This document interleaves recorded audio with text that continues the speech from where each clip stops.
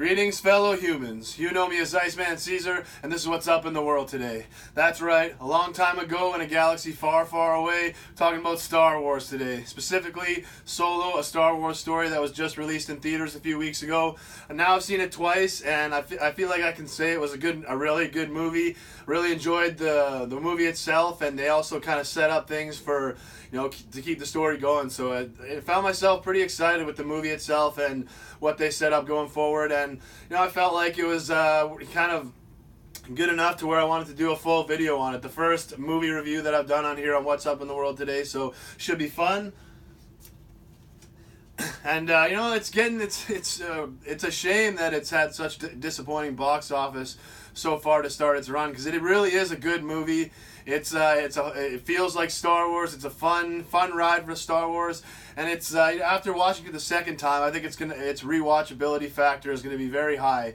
It's fun. I mean, even if they don't do anything else, if there's no more movies in this story, it's still a really good fun movie to watch for a couple hours, and I think that's going to translate to the home video viewings. And it's just a good movie. It doesn't deserve the disappointing box office and some of the venom that's being thrown its way. Like it really is a good movie. It's a shame people aren't giving it a chance to stand on its own. But like I say, it's really, it's one of those movies where you're gonna put on a Saturday afternoon, Sunday afternoon, where you just kind of want just a fun movie where you don't really have to think too much, and you can just kind of enjoy the story, enjoy some action. And that's really what this movie does. It gives you some great characters, great action, and a really great story. I think it's just a shame that some of the sting from The Last Jedi is finding its way to this movie, because it doesn't deserve it. It's night and day compared to The Last Jedi. And I mean, it's pretty clear that I am no fan of The Last Jedi at all, but I love Star Wars, so I mean, I want to watch. If a movie interests me, I'm not just gonna not watch it because one of the other movies disappointed me, or else I never would have watched Revenge of the Sith after Attack of the Clones. So it's a shame that The Last Jedi is affecting this movie, because The Last Jedi sucks and is a piece of garbage movie, and that's a hill I'm willing to die on. I don't care. It's a shame that it's the thing around The Last Jedi has become this, like, I mean, a big group of people that didn't like the movie are clearly the worst versions of themselves, because they are just, the reasons that they didn't like this movie are they're really, really pathetic. And the fact that they've gone to, apparently Kelly Tran, who played Rose Tico, is obviously one of the big characters with a lightning rod for controversy. But apparently, fans just being brutal to her forced her off social media, and it's like, people definitely shouldn't give the negative people and the trolls and stuff like that, hell, don't give them a chance to have an impact on your life like that. Like, just ignore them. But I mean, I'm sure it's hard to see all that hate and venom coming towards you for nothing. Like, for filling a role that the studio wanted to be filled. It's completely not her fault. I wasn't a fan of the character, but that certainly wasn't on the acting. I mean, it certainly wasn't on anything on her. I just thought that as soon as her character showed up, I knew exactly what was going to happen. I knew exactly where it was going. I knew exactly what kind of attitudes she was going to have. It was a very, very predictable character with, it's a shame. I don't want to be lumped in with these people I wrote it out on my blog. I feel I'm very justified in saying The Last Jedi sucks and is an absolutely garbage movie, but it's certainly not because they were trying to make women have bigger roles, or they were using, or because of Kelly Tran's portrayal of Rose Tico. To me, there was so much real criticisms for this movie that it's a shame that a lot of these pathetic trolls are just making it seem like anybody that doesn't like The Last Jedi just doesn't like it for all these pathetic reasons, and is just a stupid Star Wars fan that's ruining everything. Like, no, I'm sorry. Like, it honestly frustrates me to see people calling The Last Jedi a good movie and saying that saying that it's some kind of accomplishment. Like the movie's absolute garbage, and I don't. That's a hill I'm certainly willing to die on. But I don't want to. I already spent too much time talking about it. I don't want to talk. I honestly don't want to talk about The Last Jedi. I don't even ever want to watch it again. But it's just a shame that that anything that to do with The Last Jedi is having an effect on Solo, because it's, you know, like The Last Jedi didn't feel like a Star Wars movie for 1 second. Where Solo did feel like it, and a lot of people are criticizing. Oh, what does that mean? What feels like a Star Wars movie? Well, if you're a Star Wars fan, you know. And when you're in the movie and you're watching it, you know what it feels like. You know what it does. And watching Solo felt like a Star Wars story, and it's a shame that it's being dragged down by anything to do with The Last Jedi. I really hope that people just give it a chance to stand on its own as the good movie that it is. And you know, under the circumstances, I thought they did there were so many storm clouds around this movie that it was just completely set up to fail. I mean, when you change directors midway through production and you apparently just like basically start everything from scratch, like new story, new direction, when you do things like that, it's usually a disaster, because things have already started in one direction, then you change it, so sometimes those puzzle pieces don't always fit. So usually it's a disaster. But for this movie, for them to be able to put together a movie this good is an accomplishment, especially with what they went through with changing directors. So the fact that, and it sucks because they basically doubled the budget, trying to film one movie and then completely changing and going another direction. So it was pretty much, this movie was doomed from the start as far as making a profit, because it's you can't compare it to one of the episodes. The episode movies of the Star Wars have just much more of an impact than these Star Wars stories on the side do, because there's, these episodes have links back to 1977, the original. And when people saw that, whereas the Star Wars stories, these side movies, don't have any of those connections. So they're definitely not going to do the same box office. But I feel like with everything that's surrounding this movie, the box office they did bring in was it was an absolute success and a win. It's just with everything else surrounding it, it'll be tough to make. The movie's basically not going to make a profit through box office, which is a shame, because it definitely deserves it. But this, coming into this is when I heard that Star Wars movies, like Disney had bought Star Wars, and we were getting more Star Wars movies. One of the first movies thrown out there was Solo, a movie about a young Han Solo, and I was so disappointed. I didn't want anything to do with a movie about a young Han Solo, because to me, Han Solo is Harrison Ford. He was, that was his breakout character. He became Han Solo. He was such a cool presence that you didn't want to see anybody else in that role. I didn't want to see anybody else try to be Han Solo. I didn't think anybody could do it. It wasn't a story that I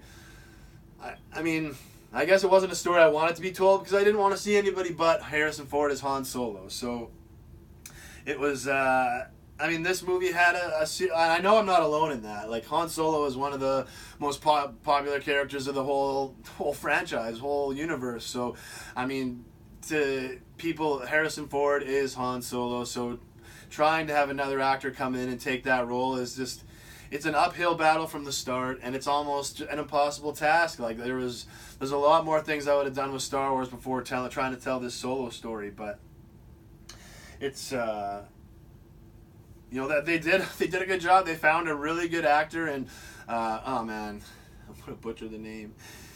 Alden Ehrenreichs. I don't know. He did a fantastic job, though. For them to be able to find somebody that could play Han Solo, and to have the fans be like, okay, I can accept this. I can go with this. That's a feat on its own. So, for them to be able to do that and then put together a great movie is just, it's a huge accomplishment, and it's just a shame that this movie has the anchor of The Last Jedi weighing it down. It doesn't deserve it. It deserves a chance to stand on its own. And if people just gave it a chance and, just came in with a neutral perspective, people would love it. Like it's a great addition to the Star Wars universe. It's a great fun movie to watch, and it's just a shame that it had the storm clouds around it. But considering those storm clouds, I really can't believe what the movie that they were able to put on the screen. But the thing that really surprised me was that I mean, coming into this movie, I really expected them to tell Han Solo's story in one movie. Like, I mean, I thought we were going to see Boba Fett and Jabba the Hutt, and I mean, I figured one movie was going to be telling the story about Han Solo that would lead into kind of the original trilogy. So, I mean, nowhere in my mind did I fathom for 1 second that they would try and tell this story over multiple movies and even maybe make this some kind of a trilogy or something. Like, never crossed my mind, and it kind of affected how I viewed the movie, because watching the movie, I expected the story to be told in one movie. Excuse me. And so there were certain things about Han's character that I was looking to be set up, and certain other characters involved in his life that I was looking forward to seeing. And as the movie went on, I wasn't getting there. I wasn't doing that. So I was kind of a little bit being disappointed. But as we got towards the end and I realized they were setting this thing up for more, like maybe possibly even a trilogy, man, I just kind of really got excited and kind of was like, wow, like this is actually, it could be a story they could tell over 3 movies. Like didn't even fathom it, cross my mind at all until I got towards the end of the movie and realized that's the direction they were going. So it was, I was stunned that they delivered a movie that not only I would like, but that I'd want to, to see more movies in that story. Like it was like did a really great job with it. And unfortunately, the box office may not allow this story to keep being told, which is a shame. The cast and crew did such a great job of bringing their characters to life and bringing the Star Wars worlds to life, and it's. It is such. I just really hope that the disappointing box office doesn't scare them, because if you break it down, you can see the storm clouds, you can see the reasons why this might not have had a big of an impact as it could have in the box office. So it's because now all the world building stuff is out of the way. Like they showed us the Kessel Run. They brought they showed kind of the how Han Solo started to rise up in the world and become a pilot and get into the smuggling game. It's like all the world building stuff has been done in this first movie. So now they can really start to sink their teeth into some of the more good storytelling and really create some really great stories out of this. And they built the foundation. The foundation is built. They did a great job in this movie, building up the world, setting it up for potential movies going forward. I mean, anybody that liked this movie, I honestly can't imagine them saying that they don't want to see more. Like, if you like this movie, I'm sure you're on board with seeing more. And so, I mean, I just hope the box office doesn't scare them off, because this is like a great story can conquer any resistance to it. So like making money off a movie is not always easy. I mean, it's not always going to be handed to you on a silver platter. Okay, this movie made lots of money and a profit, so now you can make a sequel that people might want to watch. Sometimes you got to sit there and really look at it and say, okay, this first movie wasn't at the level we wanted it to, but did we set it up? Did we set things up to hit that level in other movies? Like, even though this one didn't do it, can we use this movie to hit those marks and even higher in other movies? And I really believe they did that with Solo. It's just, they just gotta, they gotta convince the investors and the studios to give it a chance, to give this cast and crew another chance, because the same storm clouds will not be around it, and it will.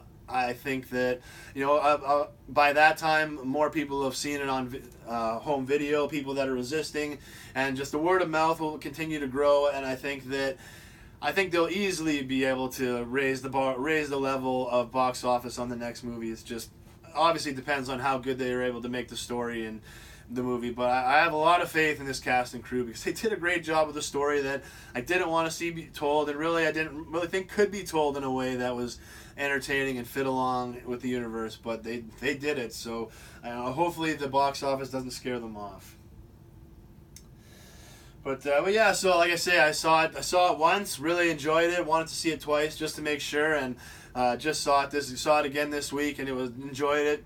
just as much, if not more, the second time, and it was so I thought it was justified to give it its own big video here, and then it's probably going to be doing more of these movie reviews as it goes. With the summer's coming up, so not exactly lots of content, not as easy to grab content for these as it was prior. Plus, a lot of the stuff I've been working on over the years I've done videos about, so probably going to start to add in movie reviews and things like that. But I wanted to start with this one just with the disappointment around it, and with the potential for more movies, it got me excited, and I wanted to just put this movie out there and give it a try. If I can help give it a chance to find its footing with an audience, I want to do that because it deserves it. So now I'm going to get into just kind of breaking down, review the entire movie. Obviously, I mean, at this point, coming into it, you should know there's going to be lots of...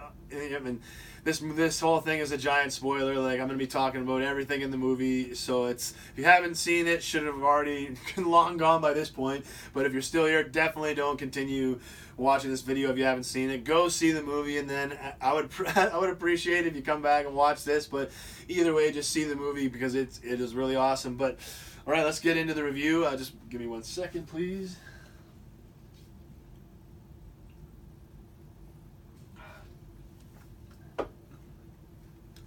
Thank you. Alrighty, so the movie starts off on Corellia, the shipbuilding planet, and the movie started on the right note. Like, I really loved the tone and just the sequence they put together to start the movie.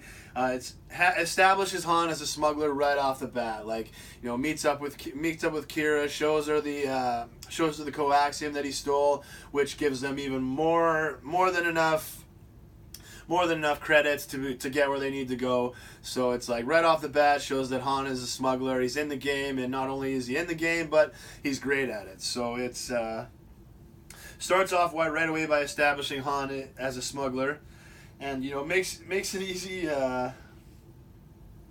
Makes it kind of easy to see why he is the person that he is. Like, the tough guy kind of scoundrel. Like, growing up on a world like that would be absolutely hell. And it's like, I love these Star Wars stories movies because they're really showing the grip that the Empire had on the world, and why the rebellion was such a necessity, and why it could not fail, and why Luke Skywalker as the New Hope was just such a monumental thing. Like, I really love how they show that it was hell, like living under the grip of the Empire. It was the definition of hell. So it's, right off the bat, it's easy to see why Han became the type of person that he was. I thought the escape in the speeder was fun. It's Han ready to show off his tricks, and then coming to a stop. I thought that was a lot of fun and well done. And gives Han a little bit of a moment, but at the same time keeps him humble. It's just,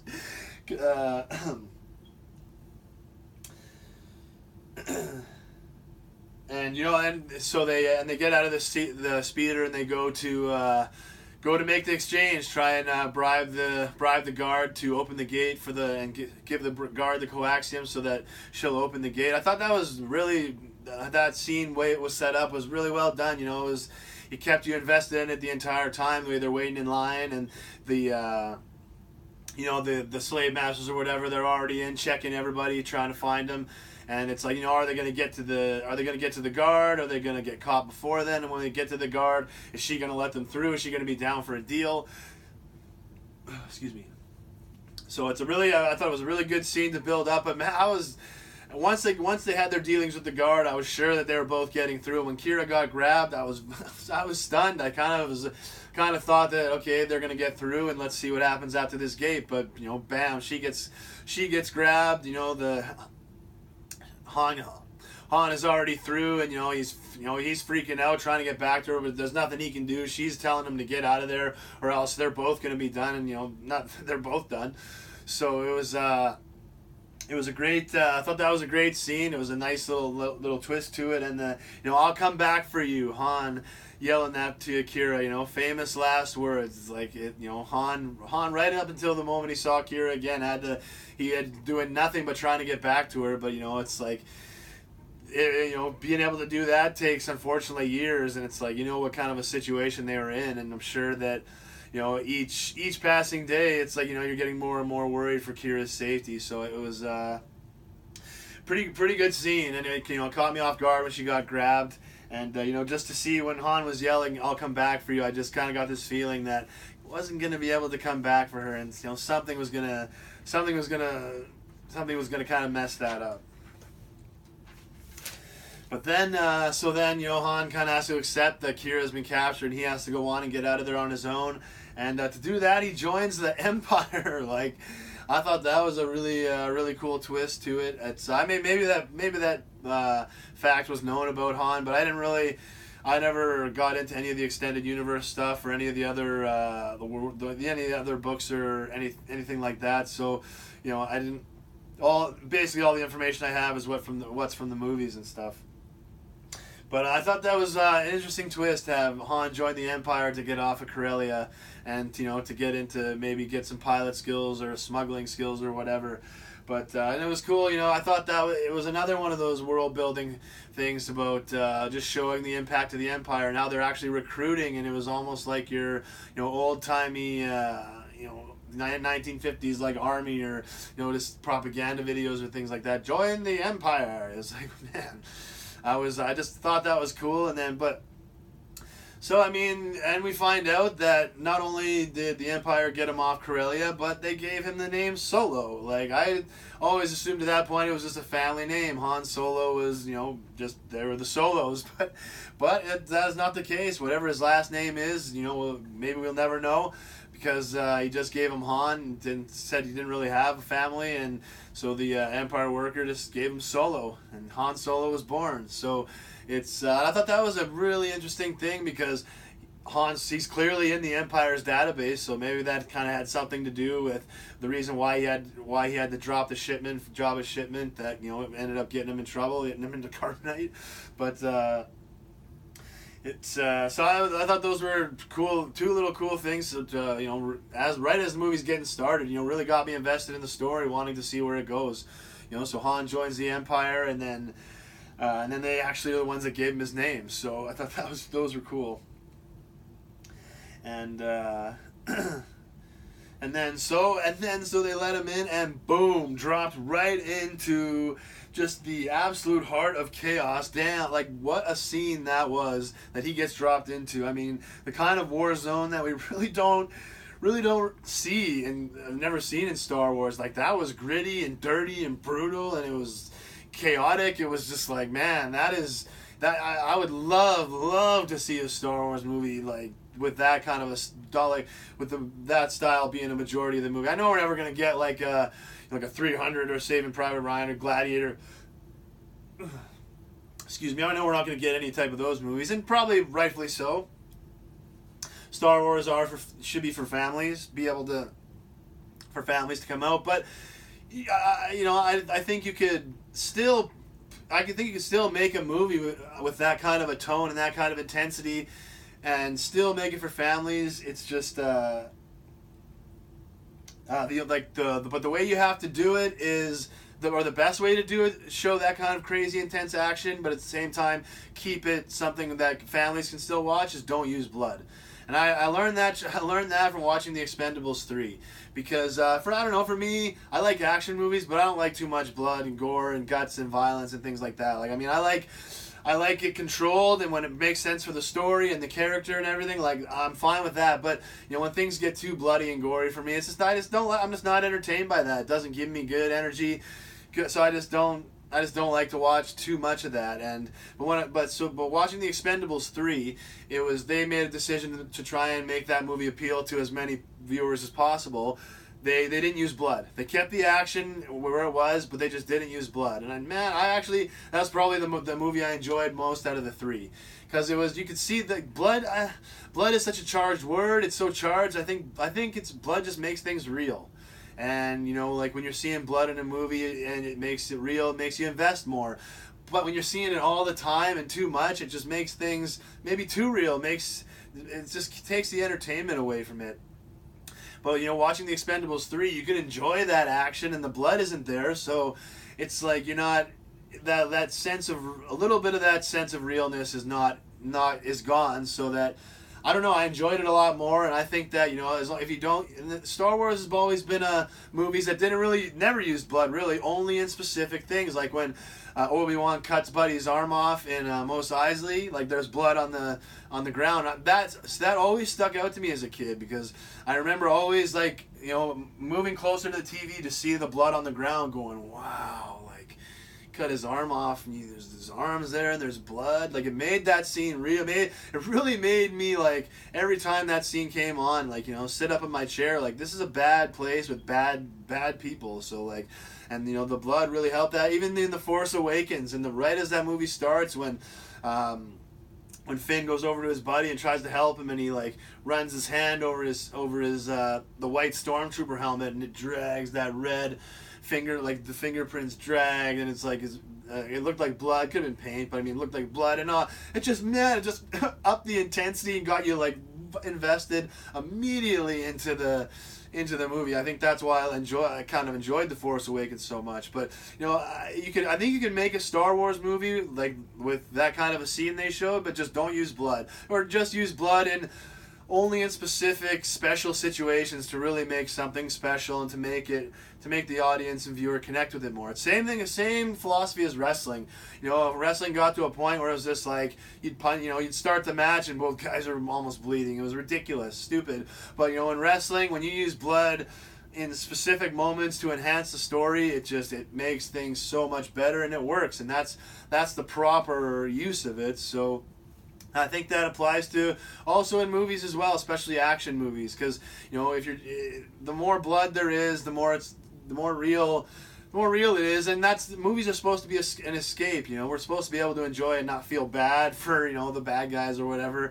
It's supposed to be able this is a bad guy, he's getting his, and we can enjoy it. I mean, sounds kind of weird sometimes, but it's and for a movie, I mean, it's not. I mean, if it kind of goes back to where that's why I believe God likes watching us create movies and TV and stuff like that, because it's kind of us playing God, and it's in a Star Wars movie, it's you can the bad guy's the bad guy, he's he's not.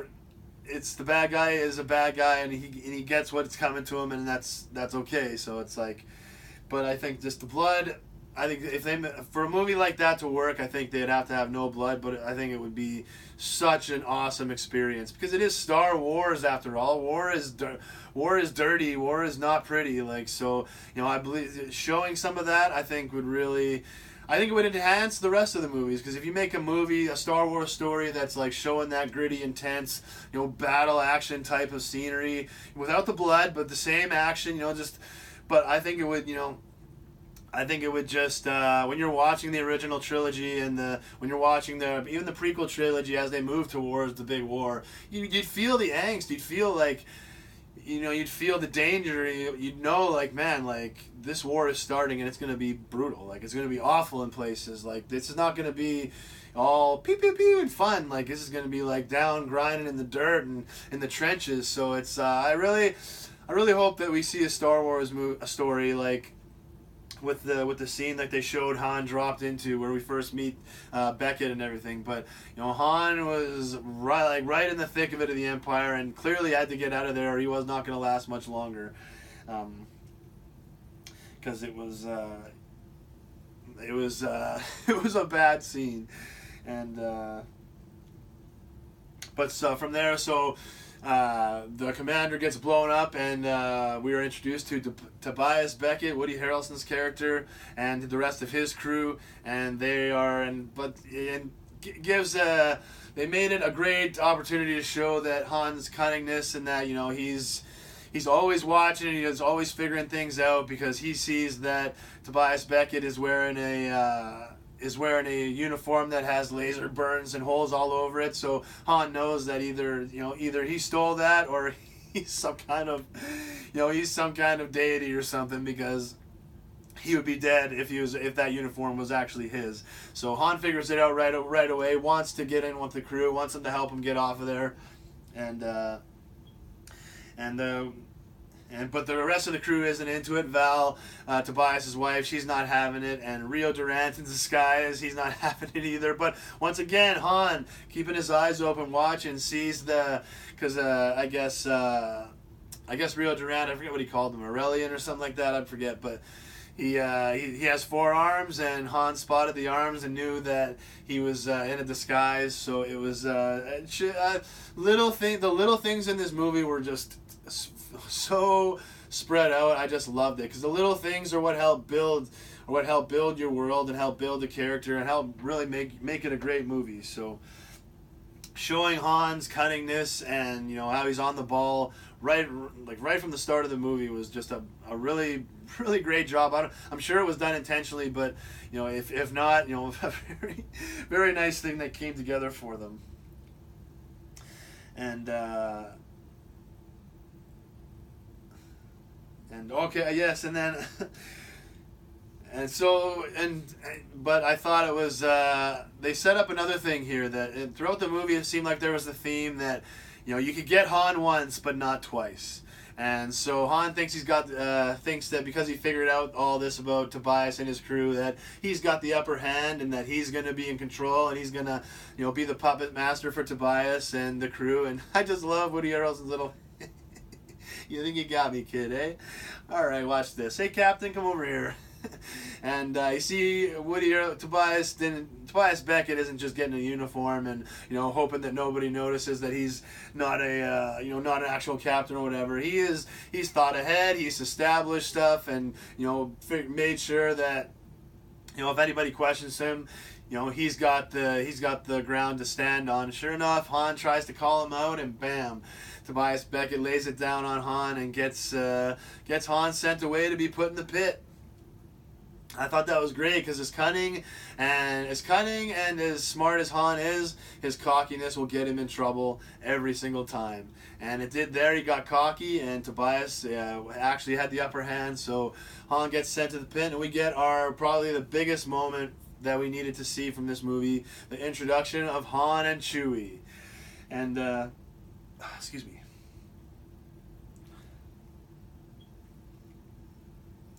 And this, I was actually really nervous about how they were going to present this moment because Han and Chewie are 2 of the greatest characters in the Star Wars universe. They're the best buddies, so it's like their relationship needed to be nailed perfectly. Basically, they could not screw this up. They couldn't give us a crappy explanation for how they became friends or met or whatever. They needed to nail this, and I thought they did 100%.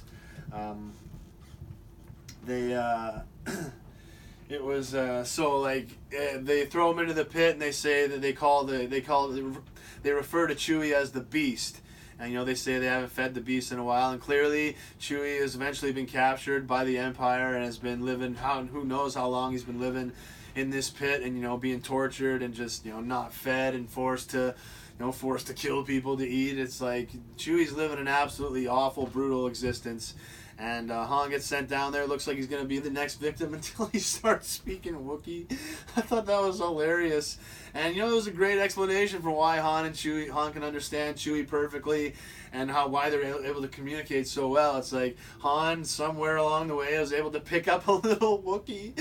And him trying to talk Wookiee to Chewie was hilarious. I thought that was a really, really fun moment for them. And they kind of uses that to formulate a plan with Chewie, and it was just, I thought that was they nailed it. I thought that Han and Chewie coming together, they nailed the moment, and then they kind of worked together to escape, and it was just it was, like I said, I was nervous about that moment on how they're going to do it, but it was a moment they had to hit perfectly, and I feel like they did it. So it was a great introduction to Han and Chewie, and they're able to formulate a plan and get out of there. And so this, there were a few times to where when I was watching, I saw Harrison Ford's Han Solo in Alden Ehrenreichs. I hope I'm saying that right. I'm probably butchering the hell out of it.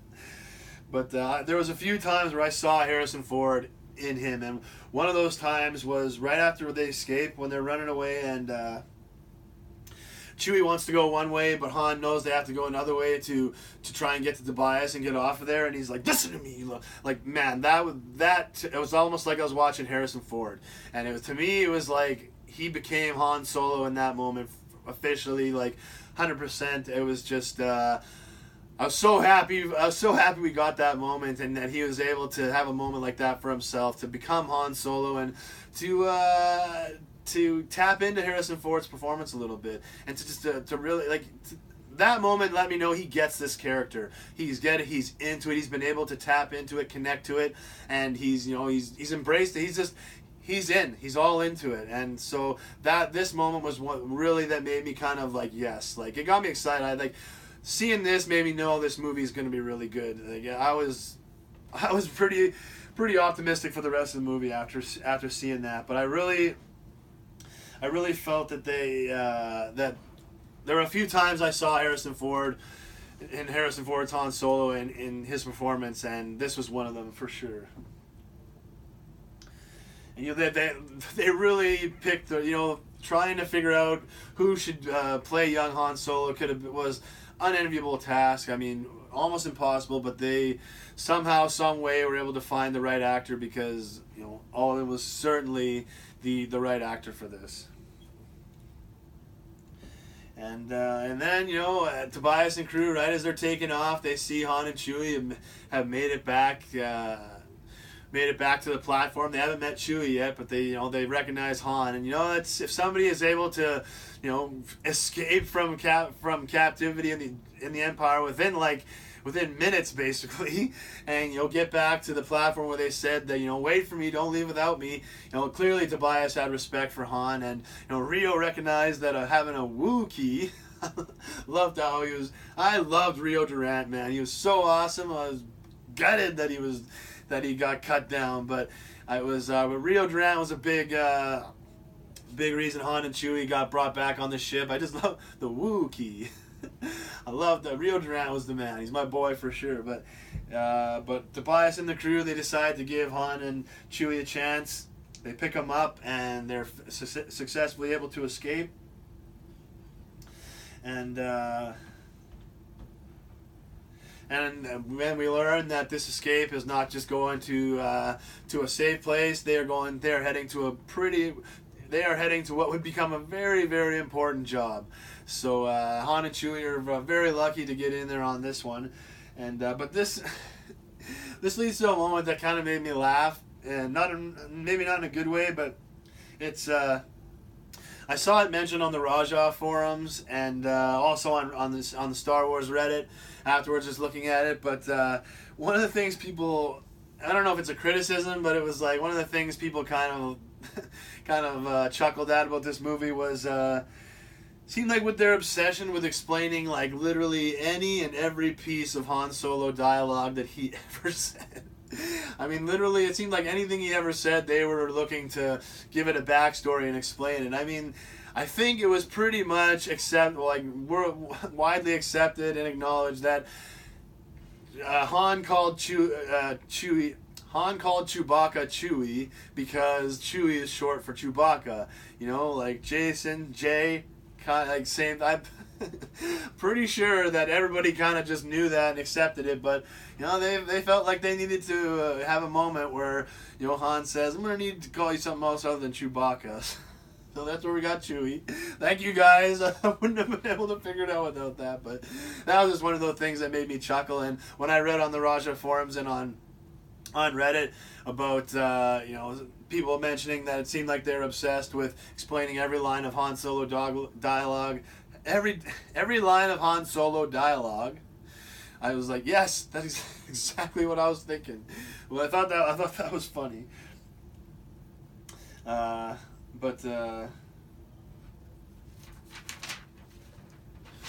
Next page.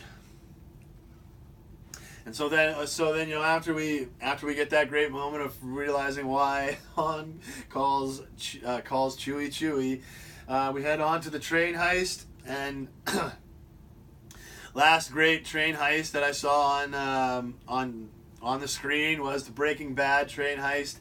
Absolutely amazing. Shout out to all the Breaking Bad cast and crew for that one. It's that's probably the greatest ever. I don't know if that one can be topped. They did a really great job with this train heist. I don't know if I could say if it's better than the Breaking Bad one, but obviously totally two completely different worlds. But it was a really fun sequence.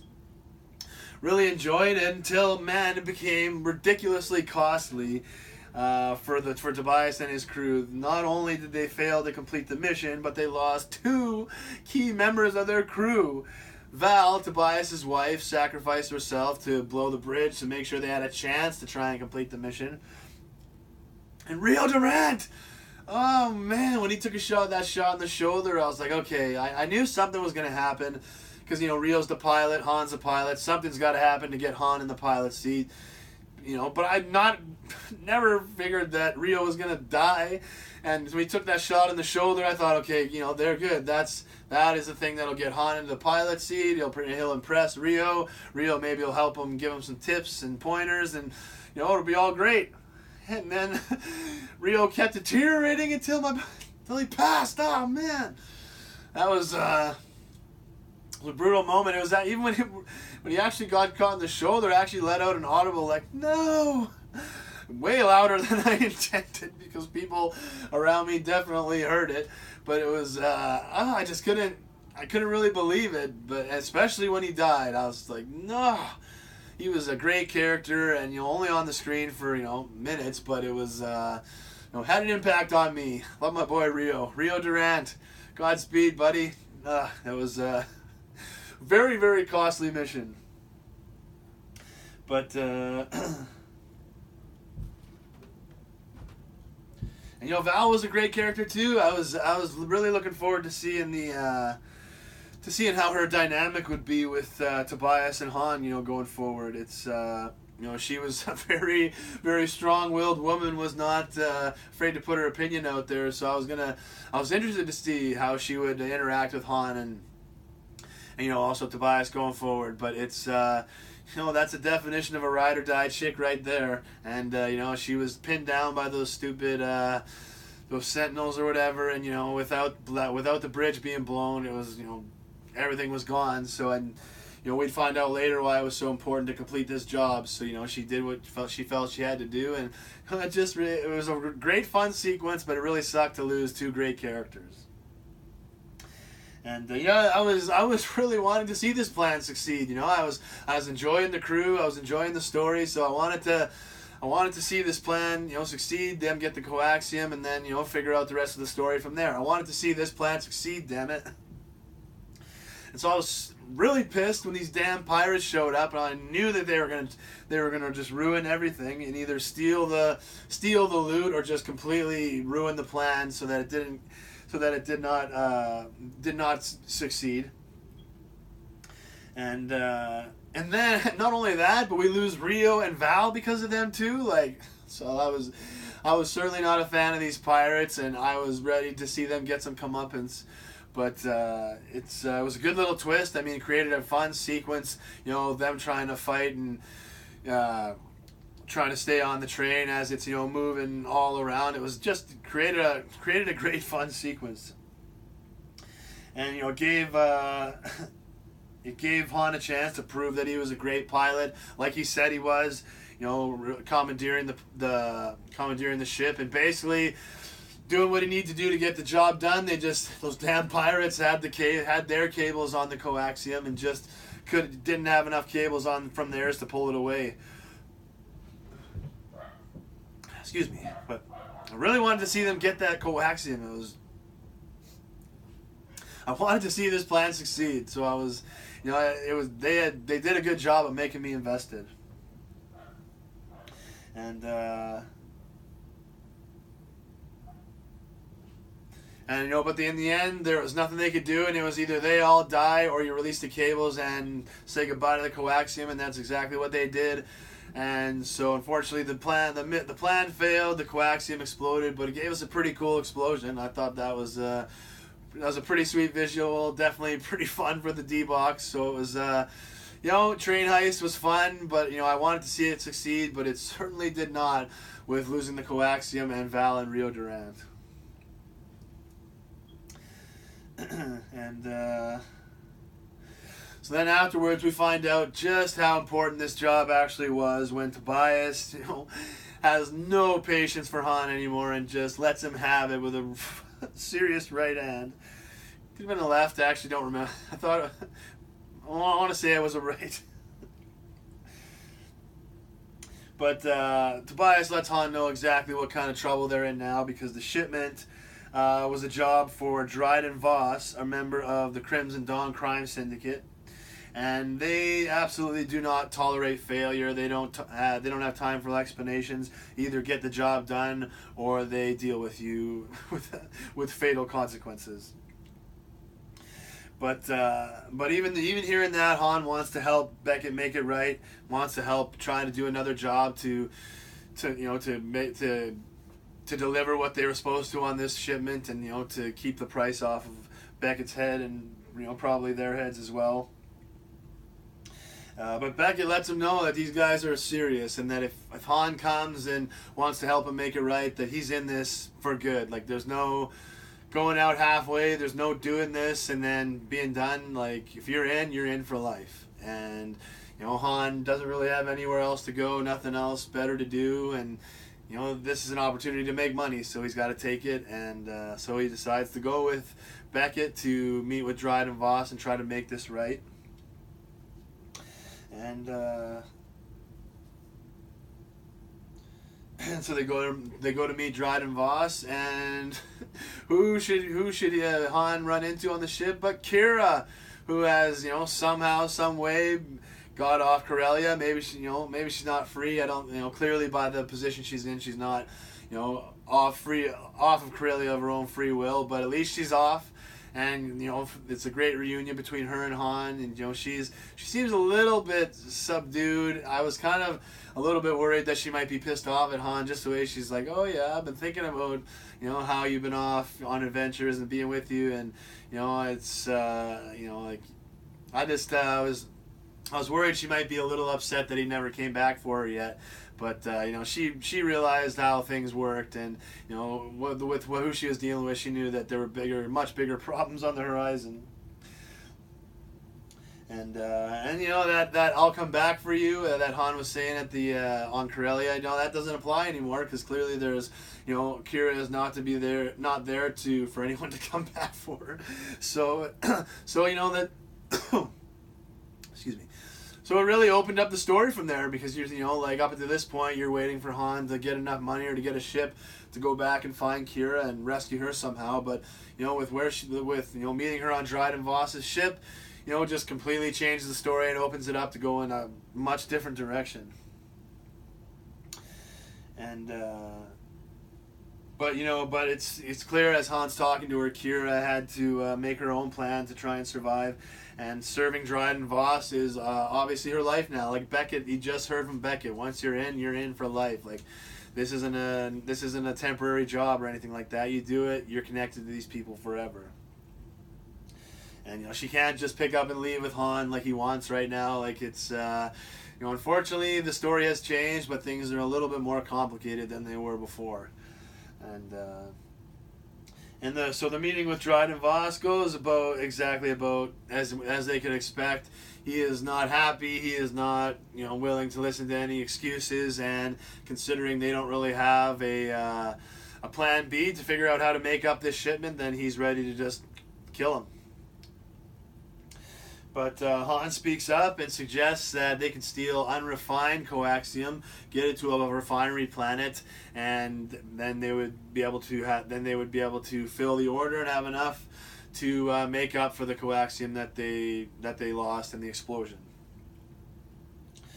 And it's a very risky plan, because they have to go to Kessel to do it and steal it, and they'll have to make the Kessel run in under 20 parsecs to be able to make it back to the refinery planet before the unrefined coaxium explodes. So this is where the legend of Han Solo comes in. The way they were setting it up, I loved it. I thought it was thought they did a great job, and I really thought it was they made it exciting. And the Kessel Run is one of Han's big moments in his life and his dialogue. So it was exciting to know that it was coming up, that we were actually going to get to see it. But Dryden Voss insists that Kira goes with him to make sure that everything's on the up and up and that they're not trying to pull a fast one on them or anything. And so Kira knows that they're going to need a ridiculously fast ship to get them through to make the Kessel Run in under 20 parsecs. So she leads the way, and they head out in search for a very, very fast ship. And this is another one of the big moments they needed to establish really well in this movie, is the meeting of Han and Lando. You know, two buddies that seemingly had a tumultuous relationship, but at the end of the day, they're still buds. They'll still help each other out. So it's I was really looking forward to seeing Han and Lando meet each other and start to see how that relationship came together, because it was always interesting when we meet. First time we meet Lando, it looks like they're about to fight, and then all of a sudden, how you doing? Like it was interesting. But we also know in that moment Vader is already there and has already forced Lando to set things up for Han. So it's like we don't know if Lando would have really been pissed off, or if he would have been pissed off and then been happy, or if he would have just been happy. Like it's interesting. So I was really looking forward to how they were gonna create the Han and Lando relationship, and thought once again I thought it was a home run. They did a great job with it. It's and like I say, it's like they met as they didn't start as friends, but at the end of the day, Lando sold out Han, but in the end risked his life to go and try and save Han's life. So it's like even though these guys will definitely bump heads and battle it out, they're gonna have each other's back. They're still brothers and friends. So it's I was looking forward to seeing how this relationship would come together, and I thought they did a great job with it. And the card game Sabacc, it was that was a lot of fun. It's these two are gamblers. We knew that Han won the Millennium Falcon in a bet in gambling, so it's fitting that their first experience together is over a card game, the Sabacc. And so they're playing, and Han thinks he has the upper hand, thinks that he cannot be beat with the cards that he has and the cards that have been played, and he thinks he's got this fast ship that Lando has, but Lando has an ace up his sleeve, so to speak. And he's just taking Han on for a ride, leading him along, just dangling a carrot, leading Han along, because Lando knows he's got his little card up his sleeve to make sure that he's going to win any hand that he gets in trouble in. And so when the cards are laid, Lando has the better hand thanks to that card, but Han in his head knows that he couldn't have had it, and he knows he got cheated, and he knows he got played, but doesn't know how, so there's nothing he can really do, and just has to kind of eat it. There's nothing he can do. And but you can see Han, he knows he got cheated, but he makes a mental note of what happened, and just so that later on down the road it doesn't happen again. And it goes with the theme. You can get Han once, but you're not getting him twice. And as we'd see towards the end of the movie, that would prove true. And but I gotta say, one little nitpicky comment I had was that I really thought Lando let Han off way too easy, considering they were playing for pinks, like they were playing for ships, and Lando never really asked him about his ship, where the ship that he won was. He never really really seemed to press him about it.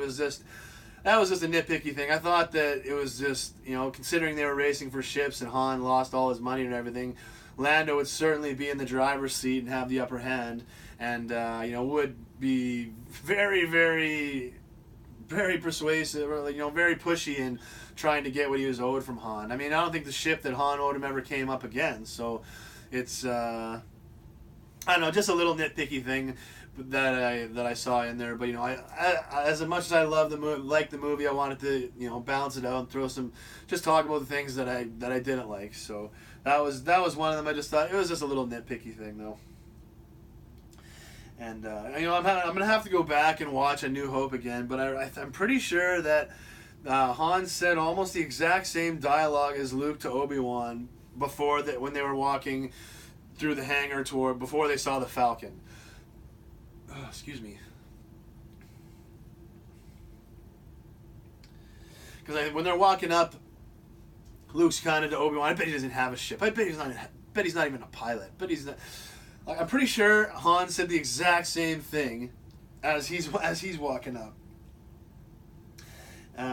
So I have to go back and watch I'll have to watch them. Excuse me. I'll have to watch them closer together, but I'm pretty sure it was almost the exact same thing, which I thought was kind of cool. It's like the Millennium, like Luke had no faith in the Millennium Falcon when he first saw it, and he had no faith in Han before being led to the Millennium Falcon. It's kind of the same thing. Han had no faith in Lando before he being led to the Millennium Falcon. I'm pretty sure if it's not the same dialogue, it's close. So, but it's little things like that throughout this movie that I just loved and thought were really cool. And then we get to meet the Millennium Falcon in all its glory, brand new. Hasn't been through all the wars and wear and tear that it's been by the time we see it in A New Hope. Like the Millennium Falcon, and it's majestic as ever. And it's and yeah, so we get to see the Millennium Falcon in all its glory, and we head out to finally get to see and establish one of Han Solo's greatest boasts, making the Kessel Run in under 12 parsecs. And it's once again, I knew seeing the Kessel Run play out was going to be a tough sell, because it became such a legendary thing that it's like, can you even make it good enough or important enough on the screen to justify it being such an accomplishment? But I thought not only did they do a good job of presenting it, but they actually made it make more sense, because I guess people originally thought that 20 parsecs was like time measurement, but parsecs are actually like unit of distance. So it's like, it would basically be like, here's point A, here's point B, the Kessel Run, 20 parsecs, you have to go like this. You have to go around because it's just too dangerous or whatever. But Han Solo basically went straight, like, or kind of went like this. He did it in much less ground than it normally is supposed to take. That's because you're not, like, people just don't have a ship fast enough or with the navigation capabilities to be able to get through, avoid some of the monsters that are there, some of the maelstroms that are there. So I thought they did a great job of enhancing that particular tidbit of the Kessel Run, which helps enhance Han Solo's character, which is what, like, these movies are a success if they can enhance and have an impact on the other movies, on the original trilogy, prequel trilogy, whatever. And that's what I believe Solo has done in many cases, but in this one specifically.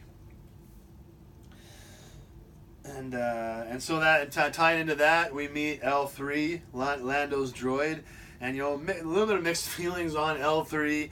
It's she was really funny. I thought the whole, like, for the droid rights and everything, that was so much funny. But it really, man, to me sounded like Gwendolyn Christie, the woman that plays Phasma. That was the voice and the image that was in my head, and I just could not, like, it was her talking completely. I know that wasn't the actress that was doing it, but it was just like, it's kind of weird, because I was hearing her and see, like, that was the image I had the entire time. But it was, L3 was funny and I enjoyed her, but it was, man, did she get on my nerves as well sometimes. Almost like she's definitely like a sister droid. Like, you can stand her for only so long, but then it's like, okay, you need to be quiet. But it was, L3 is a great character to add into it, and needs to create a distraction and kill. It gets two birds stoned at once. Creates a distraction and creates a revolt, and lets all the people that are in captivity, opens the gates, allows them to escape, and probably does a little bit too good of a job, because creates too much chaos for them, and it's just creates just a scene of mayhem and them trying to get out of there. And but it works almost too well, but it works, and they get the coaxium, they get it to the Falcon, and Chewie is able to help some of his fellow Wookiees help them escape captivity, and he's just to help as many people that are being enslaved as possible.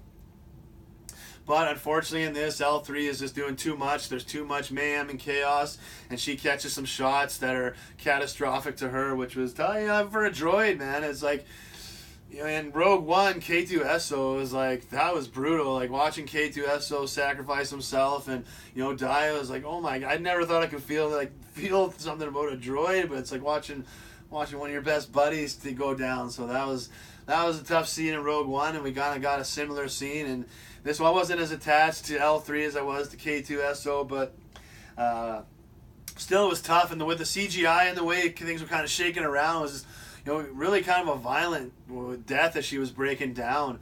And Lando's trying to hold her together, and it was it was almost a human quality to it. It's a very interesting way to present the droid on screen. Thought the death of L3 was very, very well done. Very unique experience, just cause it's like whatever, it's a computer. I mean, just program another one, but at the same time, it's like we always want to put emotions and consciousness and feelings and into artificial intelligence and these robots. So it's like it was a very interesting scene, and I just thought it was very, very well done. And Lando is also hit. So, we know he doesn't perish, but it's like, man, Lando takes one too. But Chewie's able to get them all back to the Falcon. They're able to get on and out of there, but unfortunately, there's too much damage to L3, and she is just rapidly deteriorating until finally just shuts off. And it was definitely a tough moment to watch. And it was, especially just a few minutes earlier, you hear about, her thinking that Lando has feelings for her. And it's like, that was so funny. Like, it was just, so, I mean, you're not really, I mean, I can't say I was caring about the moment as if, like, as you would, like, two lovers, seeing, like, one of them die or whatever. It definitely wasn't like that, but it was, there was emotion in there. It was very, man, for a droid death, it's very, very well done, and they were able to connect and add some emotion into it. So I thought that was very well done, and it's but it was another they just they did a great job making you care about L3's death. But Donald Glover, like, man, his facials and visuals can't be easy to work with. I don't know if he was maybe working with somebody that had the CGI stuff all on them, so he could play off of somebody with emotion, or if I'm sure, but he may have been looking at a dummy or something like that. But he did a really great job of conveying emotion through his body language and his facials, and it was did a really great job in this scene. Really great job as Lando, and so it was just a very, very. Just they did a great job with handling. I mean, death of a droid, like I say, it could easily be just nothing, but they did a good job making you connect to it. And a little cool tidbit how they connected L3 to the navigation system, and to me, like, basically she's now, I guarantee it would not take L3 long to take over running all the systems, because they would not be able to handle her. But I thought that was, I mean, there's always something special to the Millennium Falcon. I mean, it was able to get through situations and do things that just normal ships weren't able to do, and now they've given it a reason. It's like, I love that. I love that L3 is part of the Falcon, and like, now you look at The Force Awakens, how Rey was able to take to it so fast and fly it so well. It's like L3 was down with Rey. So I love that the little things in this movie. They did such a good job with it. And the little things are so important, and that's really one of the biggest violations I feel of The Last Jedi, was all the little things. But Solo did such a great job of establishing them, even ones you wouldn't expect. So I just thought that was a really cool tidbit to add to kind of what makes the Millennium Falcon what it is. So now it's time. The time is time for Han and the Millennium Falcon to walk the walk. They've certainly talked the talk, but now it's time to walk that aisle. And they have got to make the Kessel Run in under 12 parsecs, because of everything that's gone on. They have even less time. It's even more in danger of exploding, so they need to absolutely put the pedal to the metal. And so, yeah, like I said earlier, it's like most people don't even attempt to make it in less than 12 parsecs because they can't navigate around all the monsters that are there. They can't navigate through the maelstrom and not get sucked into it. It's just not possible. But Han believes with his skills as a pilot and the Millennium Falcon's skills as a ship that he's going to be able to do it, and they have no choice really to get them. If they don't get this coaxium refined and get it to Crimson Dawn, then they're dead. And if they can't make the Kessel Run in under 12 parsecs, they're dead. So their hands are tied here. They got no choice. They got to walk the walk. And so most ships would fail, but we're talking about the best ship in the galaxy. And it's going to be a different story. But here's the thing. I love how it wasn't just Han actually did it. Like, despite the greatness of both Han and the Millennium Falcon, if it wasn't for the coaxium boost that they were able to get, they don't make the Kessel Run in under 12 parsecs.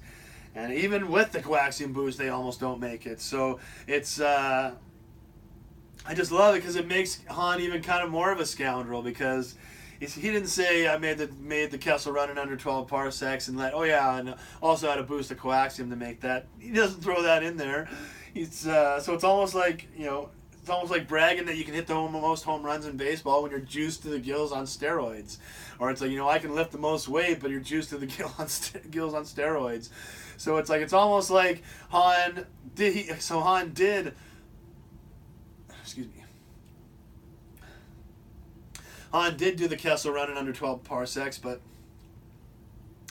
it was on steroids.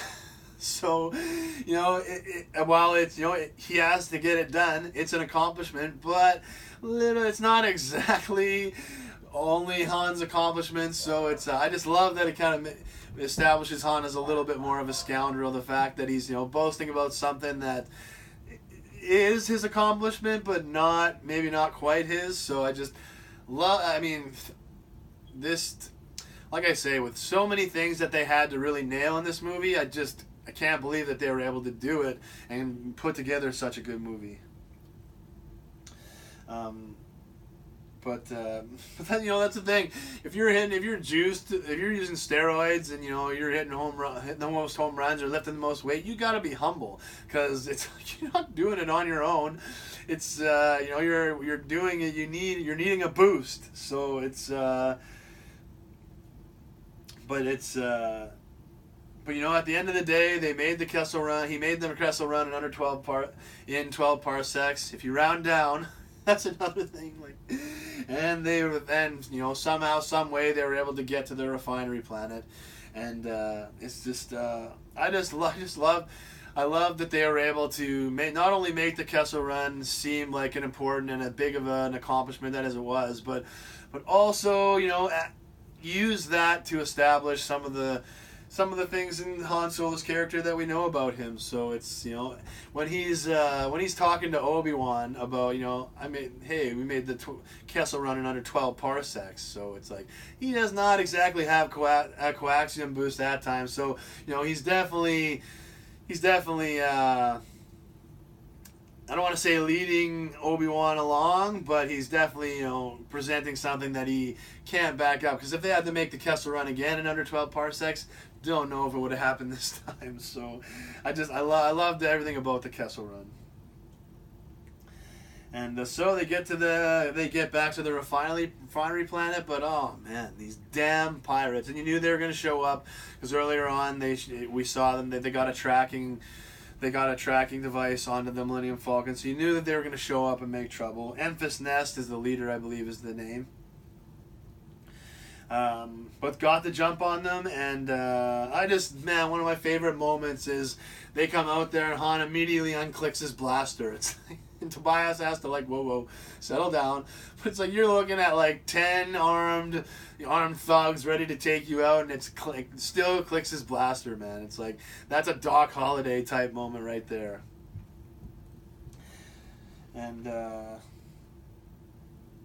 But as with as everything, you can't judge a book by its cover, and there's much more to these pirates than meets the eye. not only as the leader takes off the mask to reveal that it's a woman. Definitely thought it was a man, but it's a woman. But they're actually not scumbags. They're not like actual pirates. They are really they're really rebels trying to. They are they're victims of the Empire's They're victims of the Empire's cruelty, trying to acquire resources to help the rebellion fight back. And that's really, that's who they're not pirates trying to just gain riches and gold and sit on top of a pile of money or whatever. They're people they're victims. They're people that have nothing. They've had things taken from them.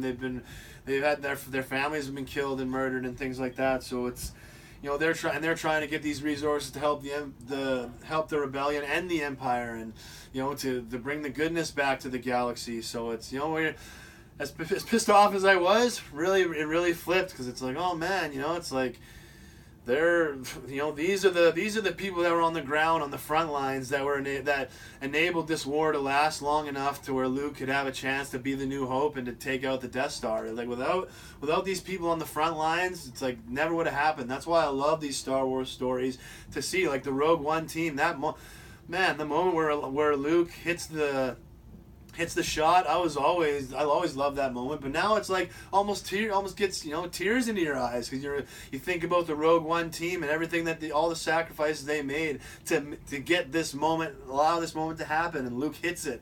It's like, and now now you can think about people like Enfys Nest and the rest of the rest of her crew, like them, battling on the front lines, trying to keep innocent people safe, and trying to keep regular people with their resources. So it's I love the little twists and turns that they threw in here, and it's love that these pirates weren't just scumbags, that there was more to them than meets the eye. But Lando doesn't know that, and when he sees that the pirates have showed up and got the drop on Han and Tobias and everyone, he's bailing. He's gone. Much to Han's chagrin, who was trying to use him as he's trying to bluff his way out of it using the Millennium Falcon and all the imaginary mercenaries that they had on there. But Lando's having none of it, and he's gone. He bailed. So they are running out of options. And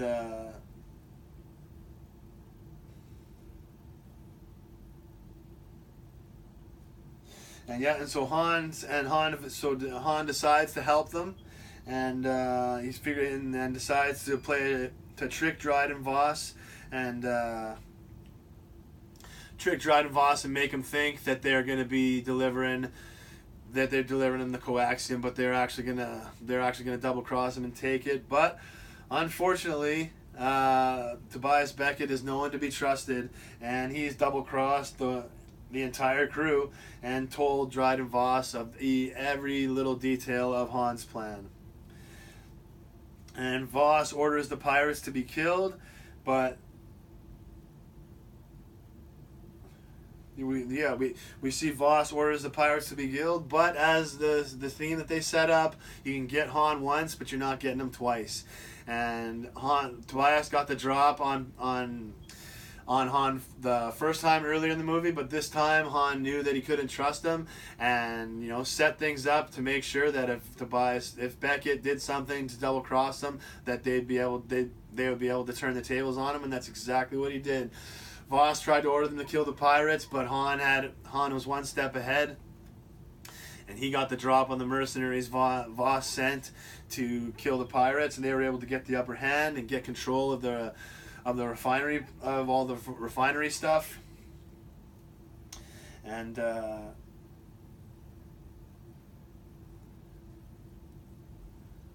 but once Beckett realizes that Han actually brought all the coaxium with him to try and to keep the coaxium close, to make Beckett think that he was lying, and then do the double cross and have them take the coaxium. Once Beckett realizes it's in the room, he double crosses every single one of them, gets a drop, and forces Chewie to leave with the actual coaxium, and he's about to head off and either make a deal for himself or go retire somewhere. Who God knows what he's about to do.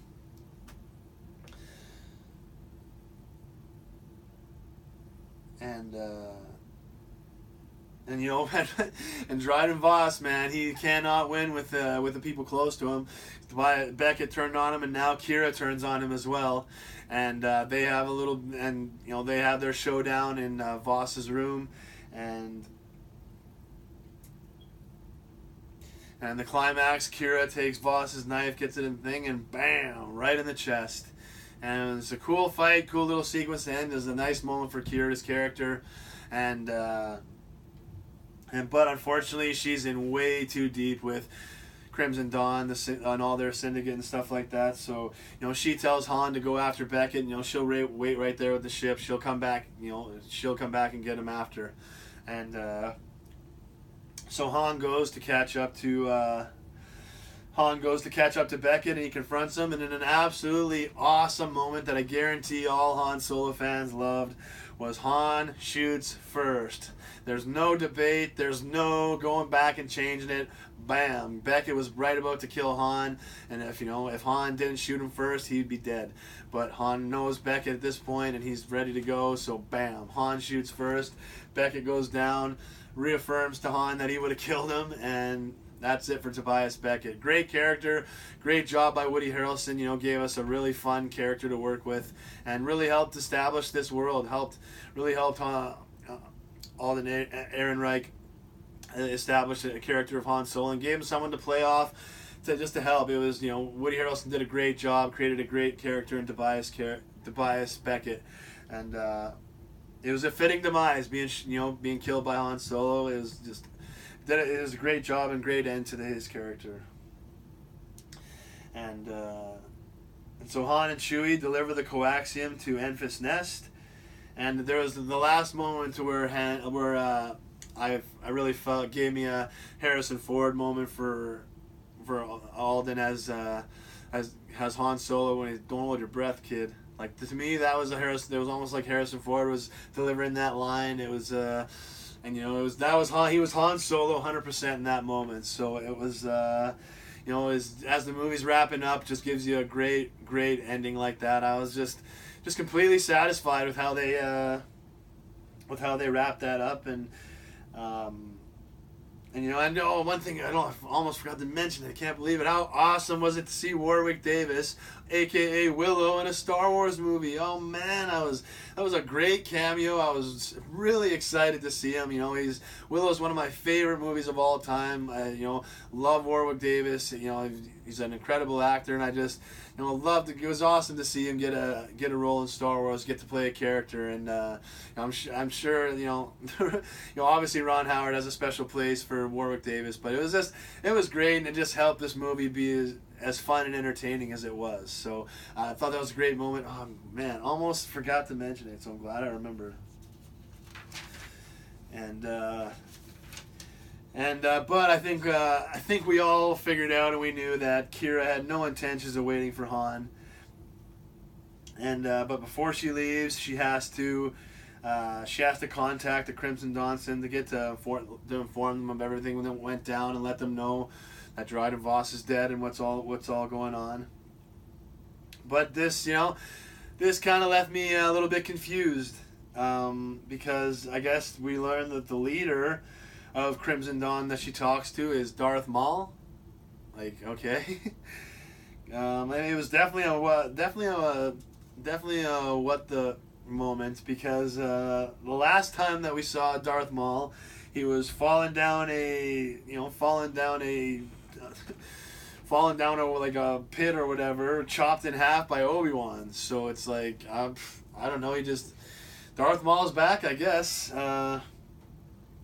But that moment is apparently based on it's apparently based on a twist off of the animated series that they've done. I guess they've did a Clone Wars series and one called Rebels or something. I definitely don't watch those, but I guess that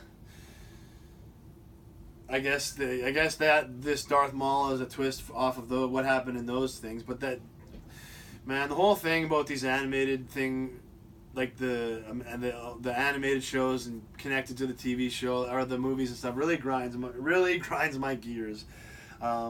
and it's, you know, it's always been a big debate in among Star Wars fans, like what info is canon, you know, like actual part of the real story, like the movies, and which stuff is just, you know, is just fantasy, you know, people not actually connected.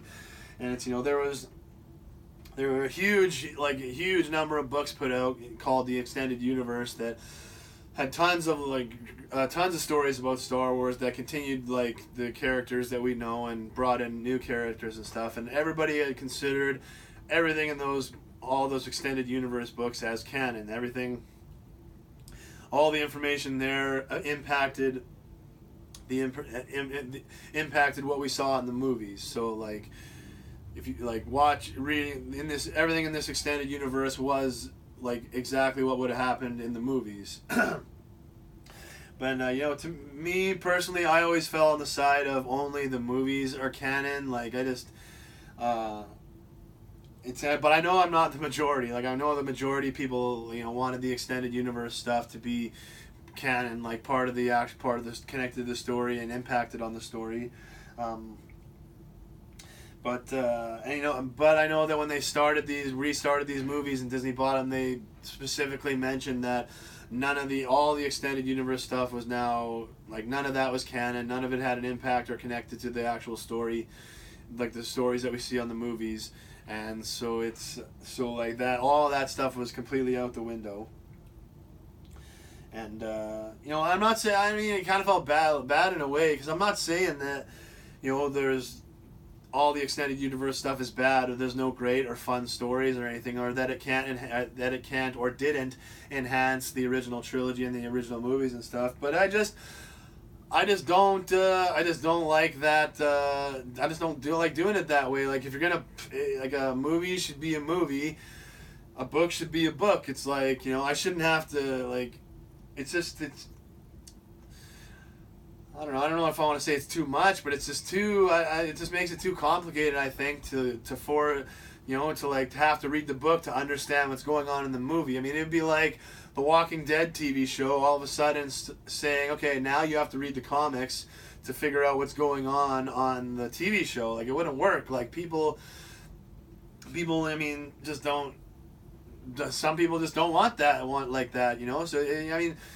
So, like, forcing people, like, to watch, like, so these TV shows, like, these animated TV shows, like, I don't want to watch, the Clone Wars should have been episode 2. The Clone Wars should have been a story that we get on the main screen, on the main movies. Like, it shouldn't have to be an animated story. I don't want to watch that story on animated. I don't want to watch, but really, like, I mean, these stories started in movies, so it's like, I shouldn't have to be, I mean, I just think it's counterproductive to do something in another medium and have it impact this medium. And I know I'm not alone in not watching those animated shows, because there were lots of people. I heard lots of murmuring and comments around, like, is that Darth Maul? Like, I thought he was dead. What is going on? Like, some people thought it was just a surprise to do a surprise. Like, not even like they're just, oh, we need a surprise.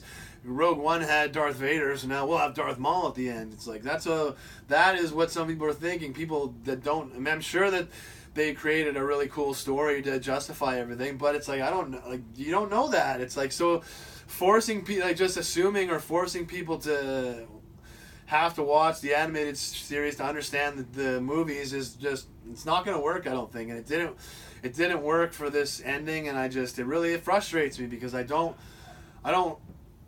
I mean, I'm not saying these animated shows aren't good. I'm not saying the Extended Universe isn't good, but the canon stuff should be in the movies. It should be, like, if you want to, like, let's take what we saw in the animated stuff and make it and put it in real life in the movies. Let's take some of these stories in the Extended Universe and make them movies, put them in real life. But, like, that's where the story belongs. That's where it was originally told.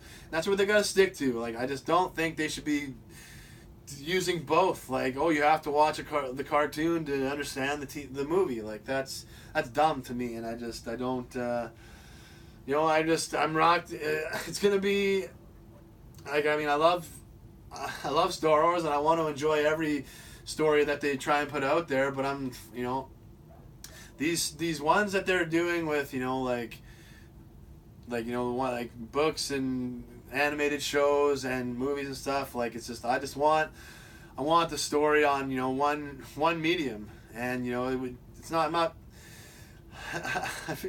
I feel like sometimes I'm coming off as like complaining and just like, oh, the world needs to revolve around me, but it's it just really bugs me that like they're doing things in the movies that require you to watch the animated shows to understand. So I felt that the Darth Maul thing could have been cool, but I just didn't think it worked at all because of how they did it with all the information that we need to know being in the animated series. And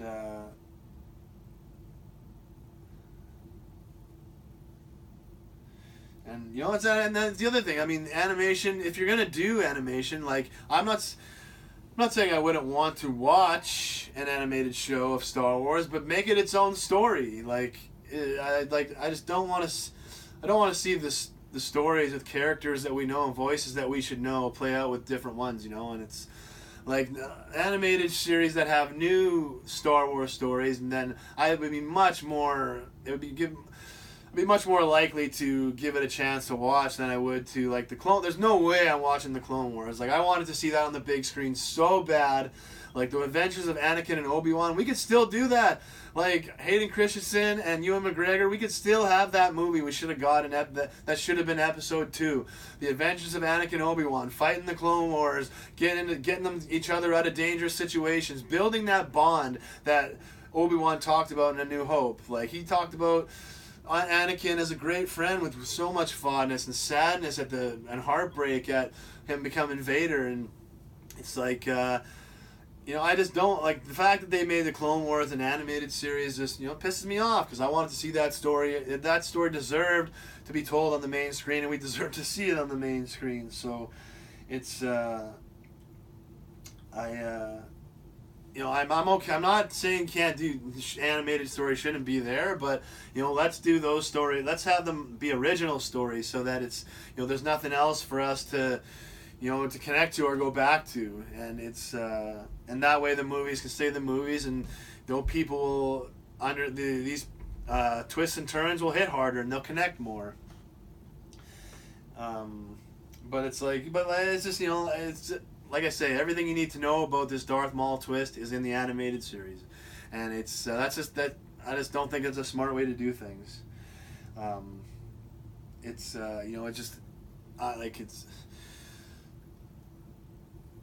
it's with how much money Star Wars makes, you should be able to create sets and scenes that you can reuse so that it's not as expensive and that it's easier to tell these stories in the live action on screen. And you can use the extended universe and animated series to tell new stories, but it's just like I just want them. I don't want to keep bouncing around. Like if we're gonna tell a story as movies, tell it as a movie. You're gonna tell a story animated, tell it animated. But let's stick to one medium, per thing, per story. But I know I'm probably in the minority about that, but that's my little rant. I had to go on it. I had to say it because it's just that I didn't understand the twist at the end, and then researching it afterwards, I realized why I didn't understand it, and it just it just frustrated me. So it was that's just I had to go on my little rant there and talk about that, But yeah, I mean, it's looking like Kira's going from the frying pan into the fire, dealing with a crazy person like Dryden Voss to dealing with Darth freaking Maul. Like, man, and that's what. Even though I didn't really understand the twist, and I don't like that you have to watch the animated series to get it, still got me excited because Darth Maul is one of the best characters they've ever in Star Wars. I mean, he was basically made the Phantom Menace. And it was, I love the character. I was really bummed out when they killed him off in one movie. So, I'm definitely interested to see what they're going to do with that. But, Kira looks like she is out of the frying pan right into the fire. But, she does Han a huge favor and does not mention him or Chewie at all, blames it all on Beckett. And that is a huge thing because it's another... It's another thing to establish that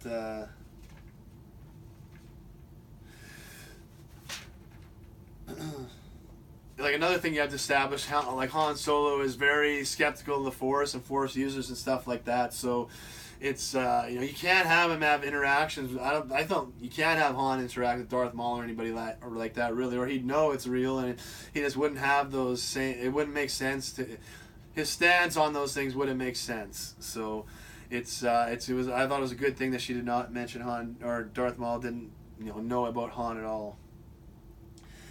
And as the movie ends, we see that Han and Chewie they track Lando down. They're not letting him get away with just bailing on him.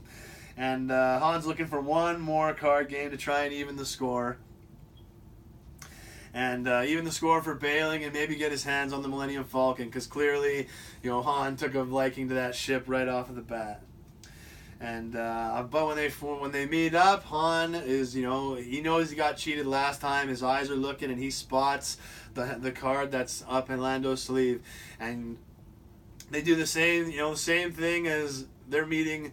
This meeting is kind of the same as the opposite of on Cloud City. Excuse me, on Cloud City, Lando comes up and acts all mad, and then he's okay. Excuse me. This time Han comes up, he's acting all pissed off. He sees the card up his sleeve, and then he acts all friendly because he's trying to get in close to get the card. And so they sit down to have one more game, and Lando's willing to put the Millennium Falcon on the line because he knows he's got his sabacc up his sleeve. And so Lando bets a Falcon, and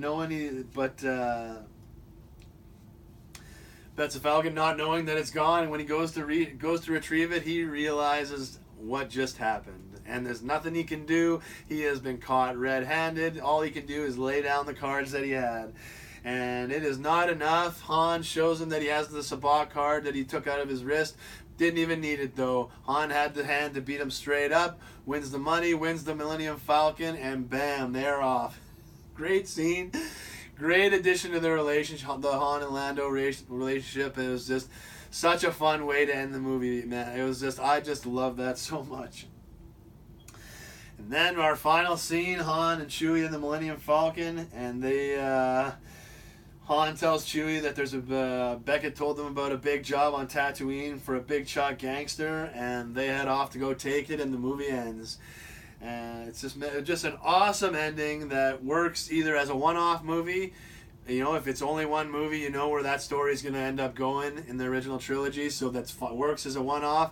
But if they're going to tell more movies, it absolutely sets that up, because, man, I was so excited at the end of the movie, and it's like so excited but disappointed knowing the movie is about to end. But it's like, man, this is this story is. This was an awesome story, and I wanted to see more as soon as the movie ended. So they just did a great job with this whole movie and building up the world, building up Han Solo's character, the relationship between Han and Chewie, Han and Lando, and just making it a fun, enjoyable movie to watch beginning to end. That's exactly what they did. Home run. It sucks that the box office isn't, delivering them the rewards that this movie deserves, but this cast and crew should feel very proud, very honored about making this movie, because they did a great job. And so now, coming in, I just did, like I said, I did not fathom that they would be able to tell this story over more than one movie. But once I did, I got really, really excited about it, and it's I started like I've said before. Whenever I watch something, I always start thinking about how I could contribute or maybe how I could make it better. And with Solo, it got me excited. And I just immediately started thinking about where they could take this story in the next two movies, and how they could do it. And it started the gears turning. And it's just I just really hope they just don't let the box office scare them away, and they push through and allow them to make more movies and more stories, because it's the story they set up is good enough to deliver the success that they were looking for in this movie.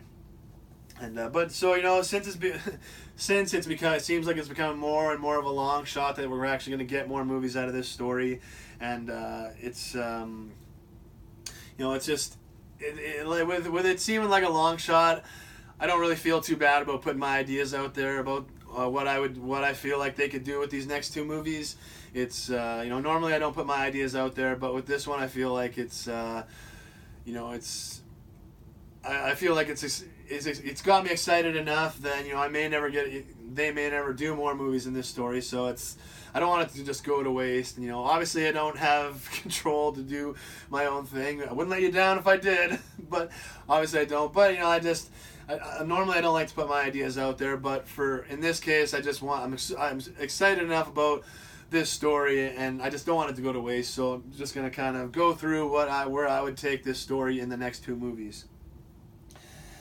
So if you want to make more movies, though, there's a few key things that you have to address in these next movies that they didn't in this one, but I believe they didn't because they wanted to do more movies than just one. But like I said with Darth Maul, one of the things you can't have Han interact with someone that successfully uses the Force. Like no Sith, no Jedi, no nothing. Because he's very skeptical in A New Hope. He's just like, man, that's bullshit. Like it's mumbo jumbo. Like he's clearly never seen anybody demonstrate it successfully. He's never really seen it. And Chewie had a bit of exposure to Jedi, but not too much. And it was probably a long time ago. And it's just so Han can't have any interaction really with people successfully using the Force. That's one thing. I don't think that his skepticism of the Force has been established in Solo yet, so that would have to be done in the next two movies. Something needs to happen to create his philosophy of I'm only going to help for reward, because he helped Enfys Nest. He's done things to help the greater good for not just getting a reward, but something needs to happen to change that mentality in him and to create that, unless there's a reward, I really don't care how much trouble people are in, I'm not helping. It's another thing, Kira has to die. I don't think you can have her survive in this story, because I believe that I just believe that it just creates too many problems if she survives, but she can't die in a way that significantly changes Han or really destroys him, and because we don't see any impacts of her on his life in any of the other movies, so it's they got to find a way to write her out of the story at the same time, have it make sense with the rest of Han's character and story. And the other thing, we need to see a little bit more of the scoundrel in Han, because he says he's a scoundrel. We obviously know he's the good guy, deep down he's the good guy. But something happened to create that rough exterior, and to put the little bit of those scoundrel tendencies in him. So we need a few things that they need to establish if they're going to make more movies. Now, to me, the climax of this story is Han dropping the shipments when he gets caught up in the Imperial blockade or the Empire. The Empire somehow is able to board his ship, and he has to dump the shipment that he's smuggling for Jabba, or else he's in trouble. And to me that's a climax of the story, because that's what ends Han's relationship with Jabba, sends him out into the galaxy to try and do whatever, and eventually gets him in carbonite, and to me that's the climax of this story, and where I was waiting for it to go in this movie. But obviously they were building to that. And Boba Fett, he's another key figure in this story that I was waiting to show up. Him and Han Solo, it seemed like they knew each other, and it seemed like there had been more than one bounty put on Han Solo's head that had been taken off and frustrated Boba Fett. So he seems like he'd been waiting for his chance to finally actually see a bounty on Han through to the end. So it's Boba Fett definitely needs to be a big focus on this story. If up to me, I would focus the second movie more on Boba Fett, and then the third movie focus more on Jabba the Hutt. And obviously it's Han Solo's story, so he's going to be the main character. But I'd focus the second movie more on Han and Boba Fett, and then the third movie more on Han and Jabba.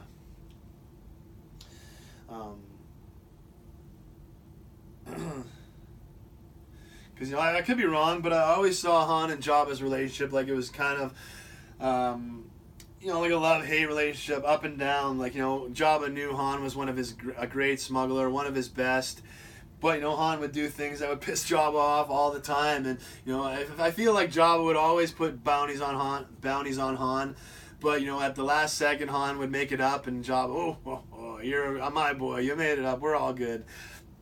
And he'd take the bounty off, and I feel like that was Boba Fett. One of the things where he wanted to complete a bounty on Han, but just every time he'd get close, Jabba would say, no, we're good, and so to me, that's why, because it kind of, even in Return of the Jedi, Jabba says, there's no way out of it this time. You're not talking your way out of this time. So I feel like this wasn't, like, this Han dropping this shipment wasn't the first time that he had done something like this to piss Jabba off fiercely. So it's, so I feel like that's kind of how I would build these movies, like building up Han's relationship, Han as a smuggler with Jabba, and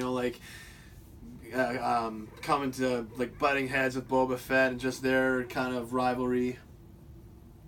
And so like that's what I would use the second movie as showing Han and Jabba kind of becoming Chewie's guys, and doing maybe some hard jobs that Jabba didn't think could get done, or just some jobs that nobody else wanted to do. And I would put Han and Boba Fett at odds, like, right off the bat. Like, Boba Fett does not like Han Solo, doesn't want him part of the crew, or doesn't want him as a smuggler, is just gritting his teeth until he gets that opportunity to have a bounty put on his head and bring it to completion. And so, like, I think that would be that. I think you could build that would be. There would be enough of the conflict between Han and Boba Fett that you could easily get a lot out of that second movie to build. And I mean, Boba Fett needs to be built up. Like, everyone loved him thought he was this big badass character after Empire Strikes Back, but really he did nothing. Like, he put a homing beacon on the Millennium Falcon. Darth Vader did all the rest of the work. And then Boba Fett is literally just an errand boy. It takes Han to Jabba. So I mean, like, the second movie, I would give Boba Fett some chances to really establish himself as the the badass evil presence everyone kind of thought he was.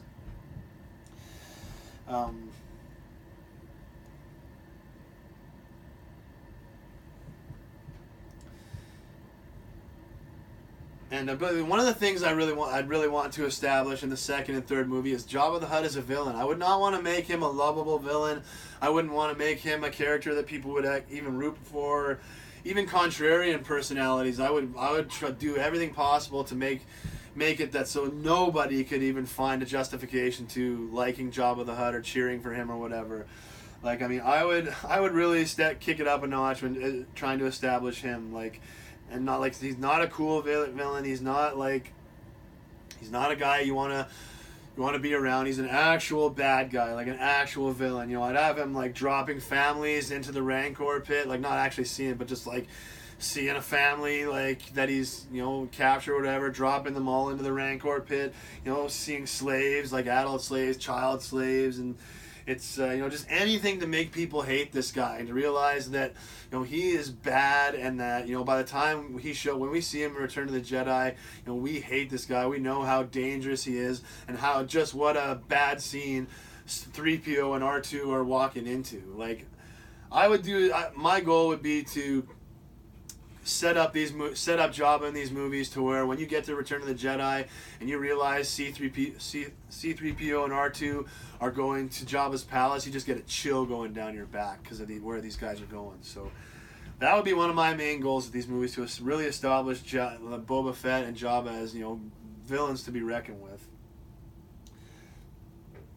And I'd have Han once Han and Chewie get to Tatooine. They see immediately who they're dealing with. They see how bad and how much of a scumbag he is. But Han knows they need to get a job. Excuse me. So he's like, just gonna do one, and then we're done. We're out of here. We'll get this big money and work. But it's such big money that Han just can't walk away.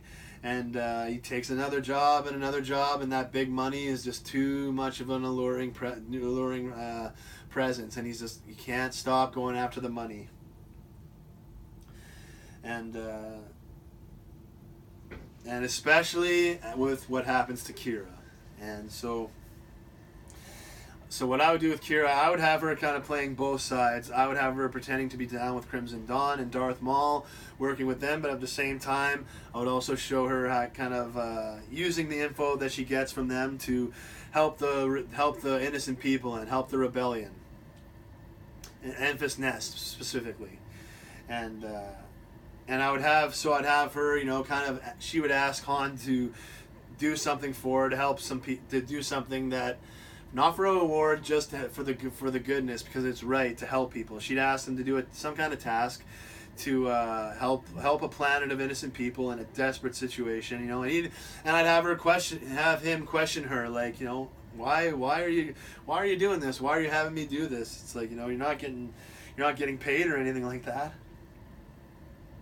And, she'll tell him, some things are worth more than money, and just to me. And so she says that some things will be worth more than money, and so doing this for her would take Han away from the smuggling for a bit, but he knows he'll make it up to Jabba. One of many times he's pissed him off, so he does this for her. He decides to do it for her out of the goodness and to help her out. But while Han is gone doing this for her, Darth Maul figures out that Kira is betraying him and is playing both sides, and so he goes to her ship with the intent to kill her and to end her once and for all. And so after an earlier confrontation with Han, Boba Fett has started tracking Kira, and just in case he wants to get even with Han or anything like that.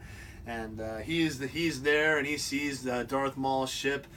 He sees Darth Maul arrive at Kira's ship, and when he sees this, he realizes that he's got a scapegoat and an opportunity here, and he could have this happen and either look like an accident or that Crimson Dawn did it. So he takes this opportunity and blows the ship away, killing both Kira and Darth Maul. And as brutal as it'll be to lose a character like Kira, I mean, Emilia Clarke has done a fantastic job with this character. But as brutal as it be, Boba Fett needs a badass moment, and being the one to end Kira and Darth Maul would certainly set him up for the rest of the trilogy. By the time he shows up in Empire, this guy has killed Han Solo's love at one time. He killed one of the most badass Sith in the galaxy, Darth Maul. So he'd have the badass moments to establish him as an evil character to be reckoned with. And at the same time, it would allow, it would bring an end to Kira's character, but at the same time, it wouldn't necessarily have that, devastating effect or, life-changing effect on Han, because the thing is, we, the audience, would be the only ones that know that Boba Fett was the one that set this explosion off to kill Kira and Darth Maul. Like, everybody else would think it was something else. The audience would only know it's Boba Fett. So it's like it's interesting. It would create it would allow you to it would allow you to tell the story of Kira's death without having a revenge part of it. Because, if somebody kills Kira, Han's going to want to kill them. So if he thinks that person's already dead or whatever, then there's nothing he can do. So I think that doing it that way helps Boba Fett. At the same time, it brings an end to Kira's story that would make sense for everyone. And then so it'd be Chewie that breaks the news to Han while they're out helping this planet. And Han blames himself for not being there. He thinks that if he was there, he could have got her off, or he could have stopped it, or he could have done something. And so he's not technically blaming himself. It's not his fault, but he does give himself blame. But this pushes him to vow to never do anything for anybody again unless he gets a big fat reward. Like, he's angry, and he's turning his anger into, I'm never helping anybody again unless they pay me like a ridiculous amount of money. And so doing it this way establishes Han's, that part of his personality that says, I'm not helping anybody unless there's a reward. And I think that's a big part of Han's character that he eventually lets go of, when he comes back to help Luke. So it's, I think that's an important thing that they have to establish. And like I say, only the audience knows that Boba Fett was responsible. We Han never does, but it kind of comes back around because Han's the one that ends up killing Boba Fett, even if it is by accident. So we will end up getting you'll get that revenge for Kira's death, and it will she doesn't just die in vain. That you don't get comeuppance for it. So it's. I think that I don't want to see her die, that character die, but I think she kind of has to, and just the way that I presented it there, I think that's kind of the best scenario to do it, because it just gets all the birds stoned at once that you need to. So it's I just kind of think that doing it that way is the best way to do it. But I just really feel like Kira can't survive the story, because I think that if her out there being alive, it would negatively affect the Han and Leia romance, and her dying in a way that's like that really if it affects Han in a certain way, I just think it also negatively impacts the Han and Leia romance. So I think this way, where he still feels responsible and heartbreak, but at the same time, it isn't technically his fault. So I just think it's the best. This would be the best way to do it.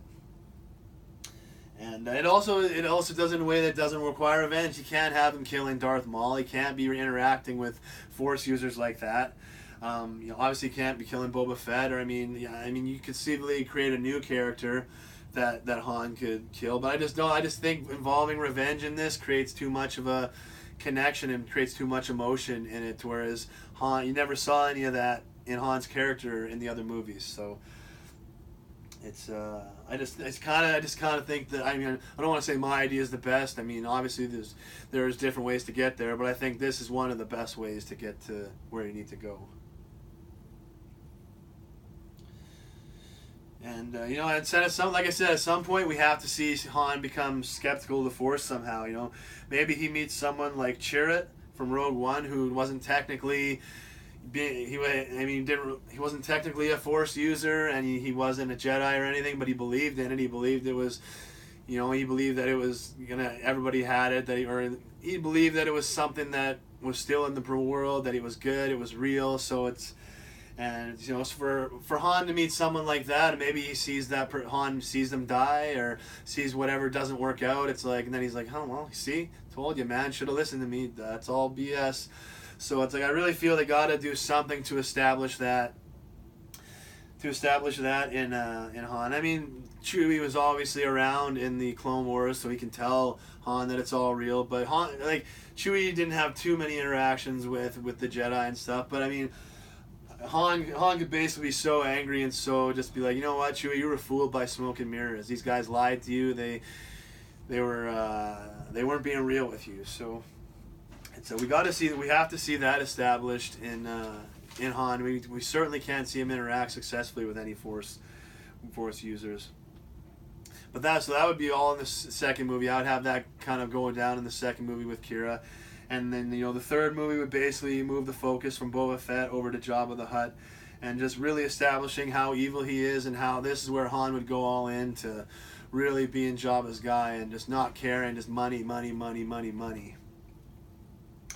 And, we'd see that, we'd see that, the aftermath of Kira's death was still a little bit affecting Han, because even though Han was angry and stuff, he knew that Kira wouldn't want him working with guys like Jabba the Hutt, she'd want him helping people. She wouldn't want him doing things just for rewards. So, you can see that mentality start to chip away as the third movie goes on, and eventually you kind of see like just Han's head starts to not be in the game as much. He starts to make mistakes that he wouldn't have normally made, and that leads to like making a bunch of dumb mistakes he wouldn't have normally made. To me, is what should lead to him having to drop the shipment, because normally he'd be very careful and he'd never get under the radar of the Empire. He'd never hit a blockade, but just because of with Kira and just everything, he just let some things lapse.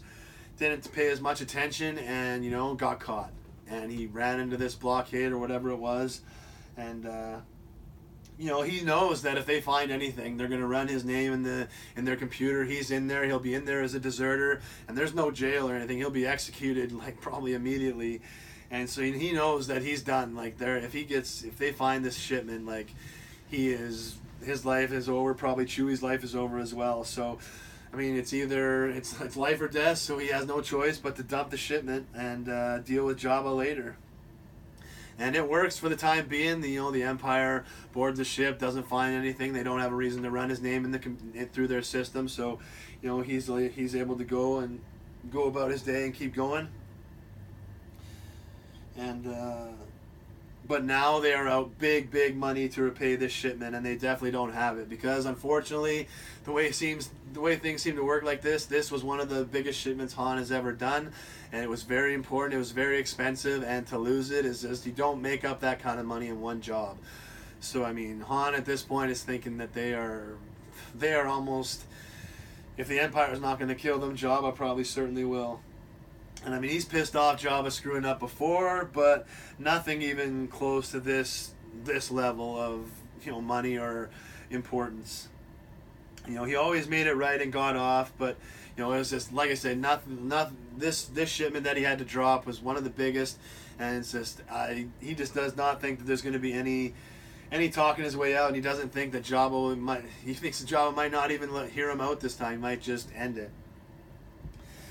So Han sits there and he thinks about what Beckett had said about living with how hard it is to live with the price on your head, but he eventually decides that it's better to live with a price on your head than to work for the guy that puts prices on people's heads, because he knows that this shipment is just too important. It's too expensive. He's never going to get the money. Jabba won't accept half of the money, 3/4 of the money. He'll only accept what was expected. So it's. So I mean, Han has to make a choice, and so he decides to just head out there and maybe try and find a job to pay him back, but more than likely try and find somewhere to hide out and retire or something like that. And so the Han and Chewie kind of decide that they're never going to be able to find a job that pays them enough.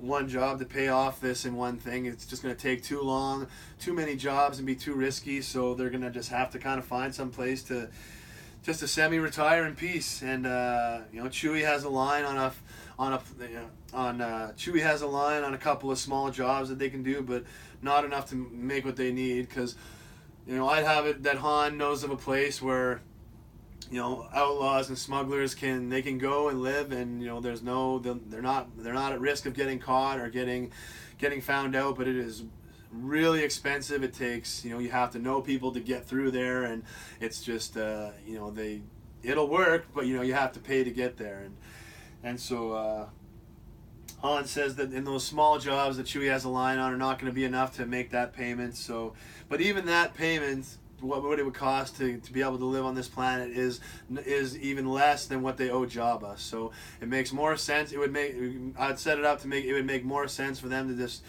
try and go somewhere to live in peace and retire, rather than try and pay Jabba, because it wouldn't even be the exact amount of what they owe him.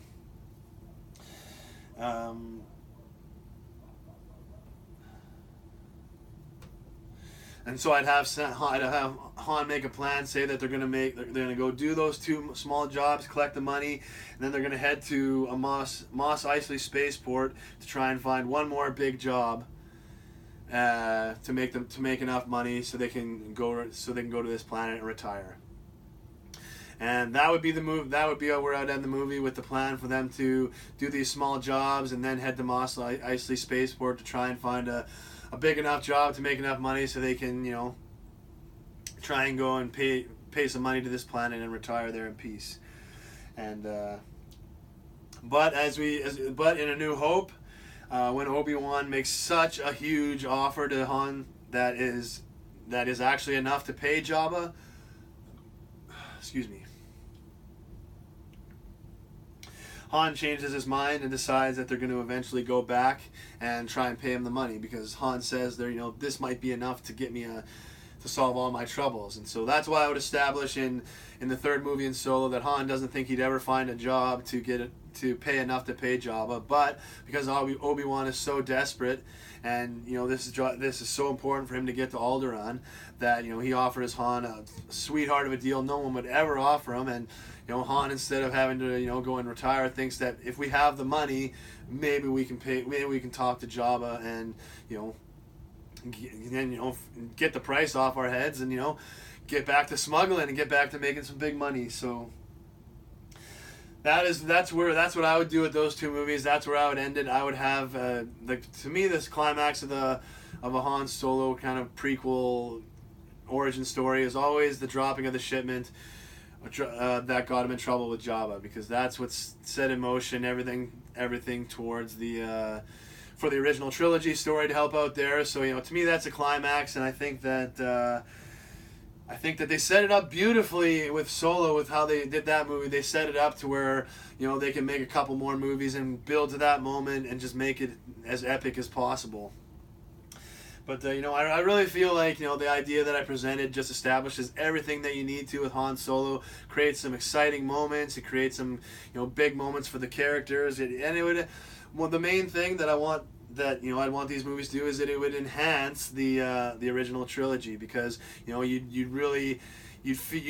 have feelings and energy about Boba Fett and Jabba the Hutt as villains when they show up on the screen, and you'd have it would just you'd have more the little things they establish. You'd have more of an understanding of Han and Chewie's relationship, and Lando and Han's relationship, and you'd realize why Chewie does not like Lando at all in Empire Strikes Back.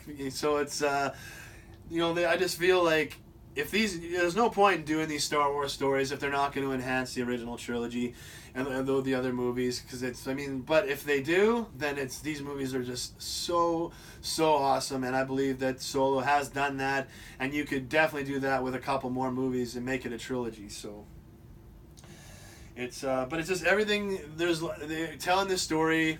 There's certain things you have to hit, and I believe that with how Solo started it and the idea that I presented for the other two movies, I believe you hit everything you need to. You give focus to the two big bad guy characters that fans have been really interested in. Boba Fett and Jabba have been two of the biggest, most popular bad guys across any movies. It ends Kira's story in a way that feels justified for her character, and it doesn't hurt any of the other stories or characters' motivations or the way they act. I feel like the way that I wrote her death kind of goes in line with everything. I feel like.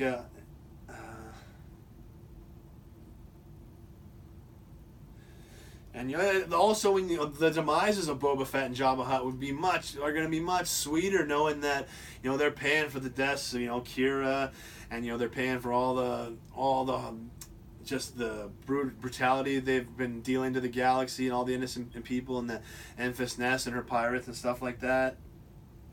And it gives poor Boba Fett something to do that doesn't make him a bumbling, stumbling fool. His death is so brutally just random, and just it sucks for a big badass character. So giving him being the guy that kills Darth Maul, and also one of Han's first loves, to me that establishes him. So when the bounty hunters show up, immediately you're like, man, that Boba Fett, get him off the screen. So I just think that with what Solo has started and the ideas that I presented for the second two movies, it would enhance the original trilogy and the prequel trilogy. It would enhance all the movies, which is what these Star Wars stories have to do.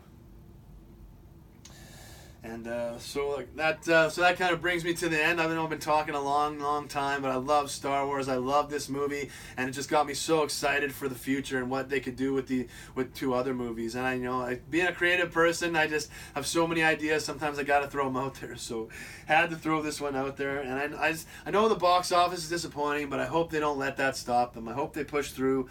And I really hope they continue to tell this story, because I think the potential's there for the big box office they want. They just got to get the story right. And I think they teed it up and set it up to where it would not be hard to get it right.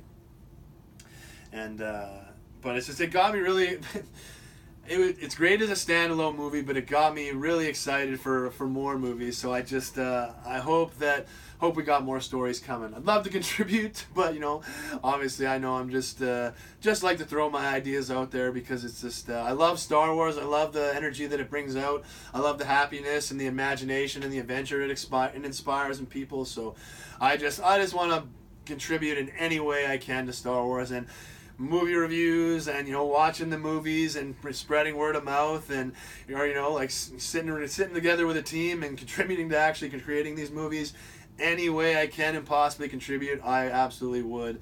So hopefully everybody enjoyed the review. If you haven't seen the movie, go out and see it.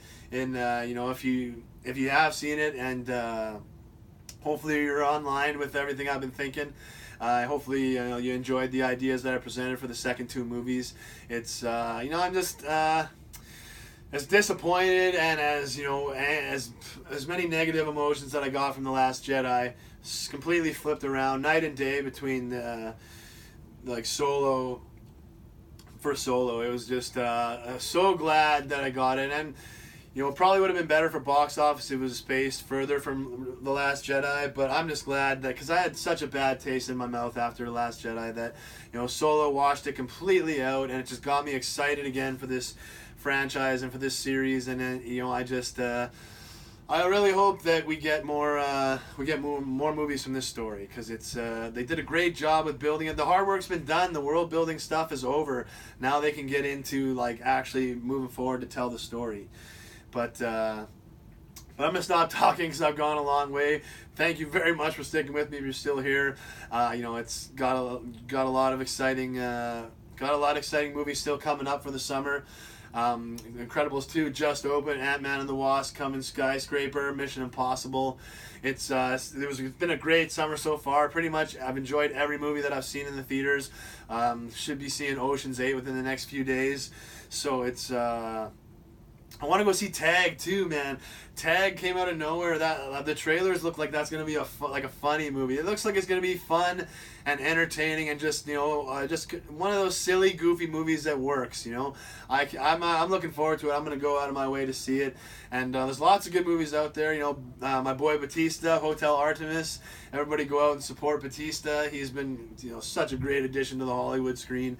But it's been a great summer so far. It's gonna keep coming, so definitely keep supporting the theaters and the movies.